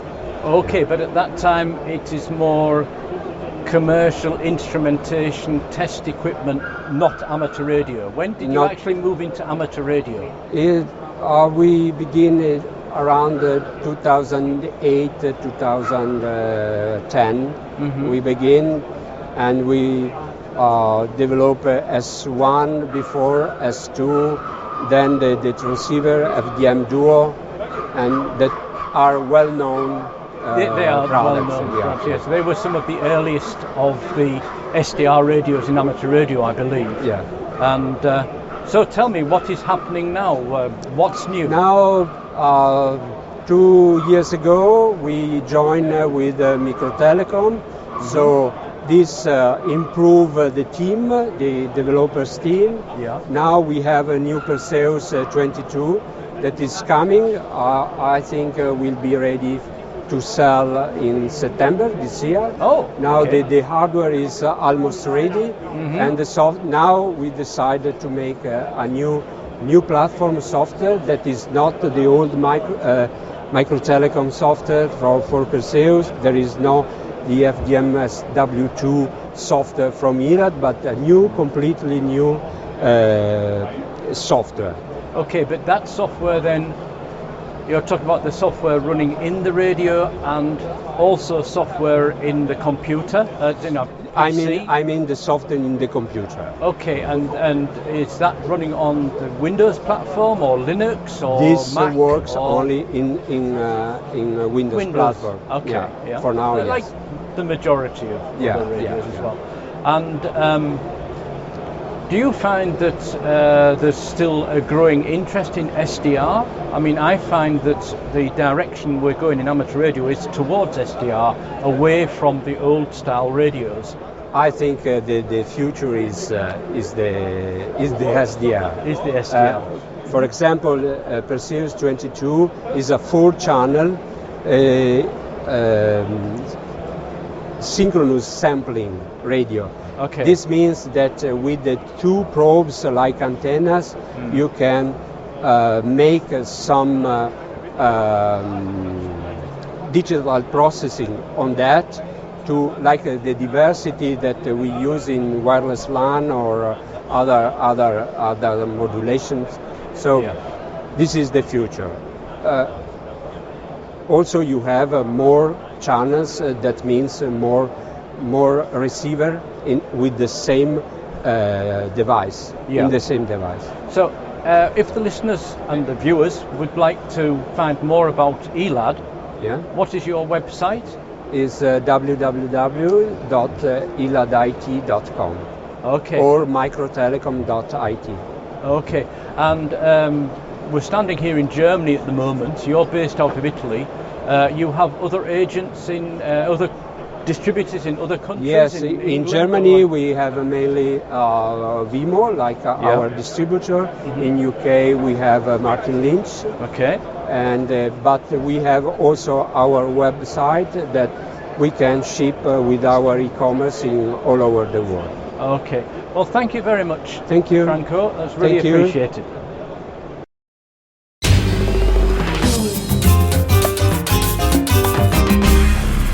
The ICQ Amateur Ham Radio Podcast, serving the amateur ham radio community fortnightly since 2008. Right, hi guys. On the floor at Friedrichshafen, I've caught up with Michael, which I haven't seen for about 5 years. It's a real pleasure to see you again, Michael. Pleasure. And I know you're up to lots of things, but let's give us your full title. If I remember right, you're the president of the Austrian Amateur Radio Society? Or has it moved on? It has actually moved on. I am now pretty much involved in a new platform which is called it is called Institute of Citizen Science for Space and Wireless Communication, ICSSW, and we are here together with IARU Region 1 on the Open Innovation Zone here on the booth of IARU. Showing new technologies, new innovations in amateur radio and beyond. Yeah, that sounds really interesting to me, because getting new things out there, our hobby has in many ways become a little bit stale. Yeah. Let's be honest. Yeah. And it's not always about the contests and things like that. It's about education, and what you're doing, to me, seems the right thing. It's not just about education, it's also about fun, and obviously it's also about learning something new, and that's based on curiosity. Yeah? So what we have done actually is we have sit together and created an idea and a project based on LoRa modulation. So Internet of Things brought new innovative modulation schemes onto the world, and we were actually looking what is the benefit of that, based on curiosity, finding out what is the best thing to operate on UHF in this case. We were talking 70 centimeter, and we have done a small project which is called MESHCOM 4.0, and it's based on little ESP32 modules, as you can easily obtain in the internet. So it's a small CPU with a small display, and you also got a LoRa chip which makes all the modulation and the HF part, and if in this case you also got one with the GPS, but there's a smaller one which doesn't need a GPS because it will interface via Bluetooth with your smartphone. Right. And on your smartphone you got an app, and the app enables you to chat via amateur radio. And I think that's a lot of fun, and it enables totally new areas of communication, also for disaster and disaster relief operation. So when you're losing your telecom provider, the network of the telecom is not online anymore, then you can go back, fall back with the amateur radio MESHCOM 4.0. Which is what we always say, when all else fails, we have ham radio. That's certainly true, and we hope we don't need it, but it's good to be prepared. I think so, because occasionally things go wrong. Yeah, God forbid. But also think about remote areas. So I have been traveling a lot also in Africa and in other parts of the world where there is no cell phone coverage. So there it's also very, very interesting to use this new system. And you can even use it via the satellite. So the QO100 enables you to operate even with wideband modulation. So this LoRa is about 150 to 200 kilohertz wide, which makes it so robust, very, very robust. LoRa is low power and also long range. And you can actually put that with an up converter on the satellite and operate out there in the Sahara Desert or Namib Desert, wherever you go. Sounds great. Yeah, and communicate, chat with your smartphone. And the other thing is, let's face it, I know when I was growing up, possibly when you were space was something that we had great aspirations towards. And as time's gone on, I haven't lost the excitement for space, and I don't think the youngsters coming into our hobby, it's part of their life now, and satellites and things like that. So what we're doing here is really generating, I think, interest for the youth, rather than just saying we sit in a shack, we tap the Morse code out, or we scream into a microphone and talk to somebody on the other side of the world. I think this is interesting. No, I fully agree with what you're saying. So it's a very interesting thing for youngsters, young students, especially as they go along with their technical studies at technical college or technical university, and amateur radio. And that's also the reason why we have created this Institute of Citizen Science for Space and Wireless Communication, which enables these students to find their projects, to have a platform for their project, to interact internationally, and to actually get satellites, their own satellites flying, some of the CubeSats, But like we do tomorrow, we will have our Meshcom system attached to a high altitude balloon. So which also this ballooning is an interesting stuff. So you don't need to go to space. Even going up 30 kilometers is a challenge times. So this is the kind of projects we are facing, and we try to promote. And also to discuss about enlarging the definition of what is amateur radio service. You know? So we tend to narrow it down. You mentioned it before, but we'd like to open it up to a wider community, to the makerspace, to also citizen science in a way. So when you are tracking some animals or other things, there's a lot of HF and VHF things, technology involved. GPS is involved. So all the areas that we are experts in. So we can contribute to this citizen science parts and actually help them to make it more successful and have a wider number of people to contribute to citizen science. Well, you mentioned very quickly one word there, or an acronym, APRS.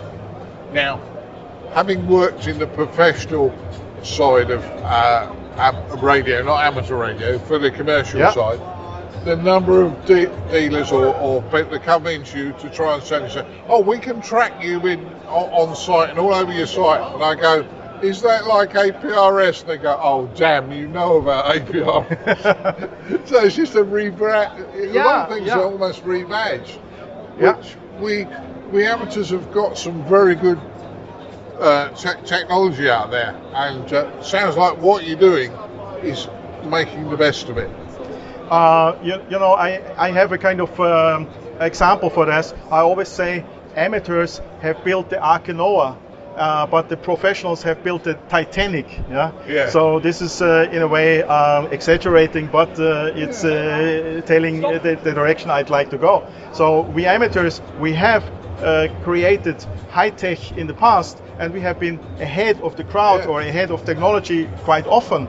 And we tend to forget about it. But now it's important to stay ahead of the crowd and at the edge of technology. Like, for example, here on the IARU Open Innovation Zone, we will have somebody talking about how to use artificial intelligence within amateur radio. So we think that it is not popular at the moment to use artificial intelligence in our hobby, but it could be very, very helpful to do so. And I mean, just consider having a waterfall display where you not just have the peaks of the signals, but also have the call signs added there. It's not a big problem today with today's technology. Or if you are listening in on shortwave to a Russian station talking Russian, there is no need, no necessity that it's coming out of the loudspeaker in Russian language. It could come out in English. Why not? So technology is there. Our smartphone can do it. So why don't we use it and participate with this new technology in amateur radio? I think this is very exciting times. Now, I'd love to talk to you for the hours but I know you're a busy person. How can people find out about what you're doing? Is there a website? Yeah, there is a website actually that is called www.icssw.org. So Right. the Institute of Citizen Science for Space and Wireless Communication could be a good starting point. That sounds good. And there you will find many more projects, many more links, many more software to check out and to test yourself with some of these new modulation schemes, with new ideas, and also to contribute new ideas. I mean, we welcome people that have some ideas, that like to have a platform to get their ideas to a wider audience. Yeah. Well, that's good news, and it is a two-way thing where you have to give you as well as you're giving us, and everybody should get involved. And I think this is a very good project. So thank you very much for your time, and great talking to you as always, Michael. And let's hope we get to do this again fairly shortly. Thank you, Looking Michael. forward to that. Thank you. Have a good show. Thank you for your time. Bye. Thank you. Well, everybody, I really hope you enjoyed our first instalment of interviews and news from the Ham Radio 2023 show, where we covered some of the innovations and new stuff that's coming down the pipe there in our wonderful hobby. It's probably a good time to thank everybody that took part in our team there at Friedrichshafen, Ham Radio 2023. So obviously there was Ed, DD5 Lima Papa, Chris, Mike Zero Tango Charlie Hotel. There was my junior harmonic, young Holly, who was helping us out in production. Obviously there was yourself, Dad, and obviously Mrs. B was there as well to help us out with everything we were doing there as well. So we really like to thank them for taking part in the show and helping us out with everything that we were doing at the show. So again, guys, really hope you appreciate the interviews. Good time to, I suppose, rattle the donation drum. All those expenses were paid for by the presenters, their trips, their planes, their trains, their automobiles, their campsites, pretty much every which way that we were able to travel. As I say, it was all paid for by our producers. So as I really would love you to consider us, by going to icqpodcast.com/donate. And say anything you send our way is always fantastic, appreciated, and goes towards doing such things like we did there. Right, feedback from the episodes, as I say, on the run up to the show, etc. So first off, we got some response to our last full episode, 405, feature on CW innovations, and it's great to hear that the guys there have, found wonderful interactions with our fine listeners. And you guys have all got involved and, contacted them, etc., following on from their episode. So I say that it's great the fact that our more CW guys there are taking up the wonderful opportunities that the guys at CW Innovations do, isn't it? Yeah, it certainly is. And the nice thing about it as well is that we heard that it's feedback to us. So that's good news. And as I say, it took a little while. I think Dan was the best person to do the interview because he is a CW man and I'd have probably been a bit lost. But never mind, it obviously went very, very well. And we've told Glenn, if he does anything else, keep us informed. Yeah, now if you missed out on that or didn't have the link, etc., you just need to visit cwinnovations.net and you can find out all the information from the group there. So check that out, and Glenn and his team there will be happy to help you out. Right now, unfortunately, one of our team had a bit of a boo-boo in the last episode, and amongst many people to spot it was Chuck VK2 Sierra. And he said, just got an observation for you. Your audio when you were doing the normal what have you been up to was quite different to your normal audio. From the other contributors' audio was fine. This is in relation to, I think, our fine founding editor there, Martin. You're in trouble here. It sounded quite hollow, and it was different. You've been in a different room or offered mic. However, when you were talking to me at the end of the show, you got back to normal. Thanks for the shows, Martin. I look forward to each episode. So that's from Chuck VK2 Sierra. So unfortunately, you had a small issue, didn't you, Dad, on the last episode, which unfortunately we spotted very late at a stage where we couldn't unfortunately re-edit. So while audible, not to your normal dulcet tones. Yeah, correct, Colin. I did screw up.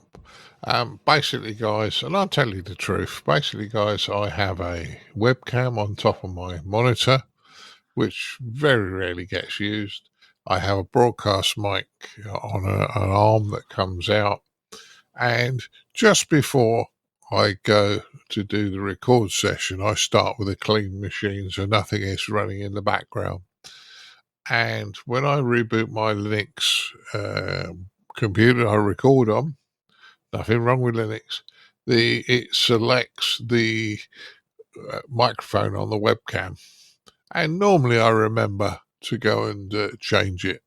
Unfortunately, this time I didn't change it back to the microphone I wanted. I'd forgotten about it. I woke up at 3 o'clock in the morning when it suddenly dawned on me what I'd done. But it was far too late to get the guys back together and re-record it because of my mess up. So that's why. Note to oneself, there's a big note on the front of our pre-record document when I set up to start the shows. Big letters in red, make sure you select the right microphone. So unless I have a reading impairment, I think we'll probably be okay going forward, Colin. Do you know what? It's probably a lesson to all, actually. You know, when you think you've got a bit of an issue, it's always the simple things to check first, you know, and particularly in a world of multiple microphones and captures and whatever it be, it's actually very surprising how many times that's the answer. So I suppose to everybody out there that's working across multiple audio inputs on a machine, if you're struggling, you'd be surprised how many times that's a very, very simple fix before you start stripping cables out and thinking things aren't working. Just checking to see which is the default model can be a big help. And as you say, reboots and things like that does seem to cause problems, not just on Linux, across, I say, the whole of the IT ecosystem. So yeah, certainly a lesson learned, as they say. Right, well, we've got coming up in our next episode some more of the interviews from Ham Radio Friedrichshafen and Emil DL8 Juliet. You'll remember, Emil, we interviewed him a few episodes back regarding the Rockall DXpedition. Well, we've got a follow-up interview with him coming up in a fortnight's time, but we've had some very positive feedback in relation to doing that interview for Nick from the Denby Dale Club. So thanks. And Nick was just passing on and say, you know, great we called up with him. He then also followed up as well in relation to the special episode we released last episode where we interviewed the president, chairman, and the general manager of RSGB in relation to the changes in the proposed changes to UK licensing, which I know we touched on in the News Roundtable. We've got the video on YouTube as well, and episode 406 talks about this in great depth, as I say, so we've got that there. But anyway, Nick was saying he's delighted to see a foundation license to be able to build their own equipment, as it enables HF inexpensively and a great way to learn. And as usual, keep up with the podcast. Great, impressive work there. So, I mean, in general, Dad, I know we'll probably talk about this more in next episodes as well as we go through a lot of the feedback we've collated from those interviews. But it appears, generally speaking, that the proposals have been met generally very positively by the amateur radio community. Yeah, it certainly does, Colin. And as I've said to a number of people, there will be something you don't like. There will be something I don't like. But overall, I think it's a good move. I think certain people will get upset with some things, others will get upset with other things. But if you look at the whole thing positively, that's much better and that's good. And yeah, on the Emil front, yeah, it was great to meet Emil. He will be in the next podcast release. Great guy. I can see how he is so fit. I mean, he climbs mountains as well. Phenomenal guy, but really nice guy. And last but not least, Nick G4IWO from the Denby Dale Club arranged the original, or put me onto the original interview with Emil. What I will say is most, if not all, and it is most, the podcasters work together and help each other. Nick gave me the lead on that one.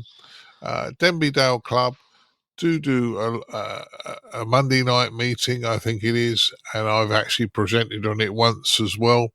They get together and you can watch their YouTube videos. So well worth a watch of some of Nick's videos on YouTube, I suggest, Colin. Yeah, definitely so. And in relation to that as well, if you wish to take the ICQ podcast audio or video and play in its entirety to your group, club, etc. about the changes that are coming up in the UK.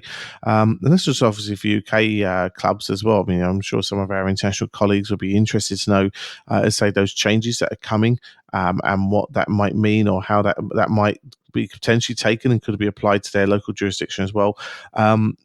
We've got a very, very simple copyright agreement, which is basically as long as you show and play what we do in its entirety, and you don't chop it up, edit it, or try and make money off it, all those other things, you're more than welcome to share that content amongst your club mates, etc. So, as I say, feel free to send the link on to your club mates. Say, look, watch this. We're going to talk about it next week, or whatever it be.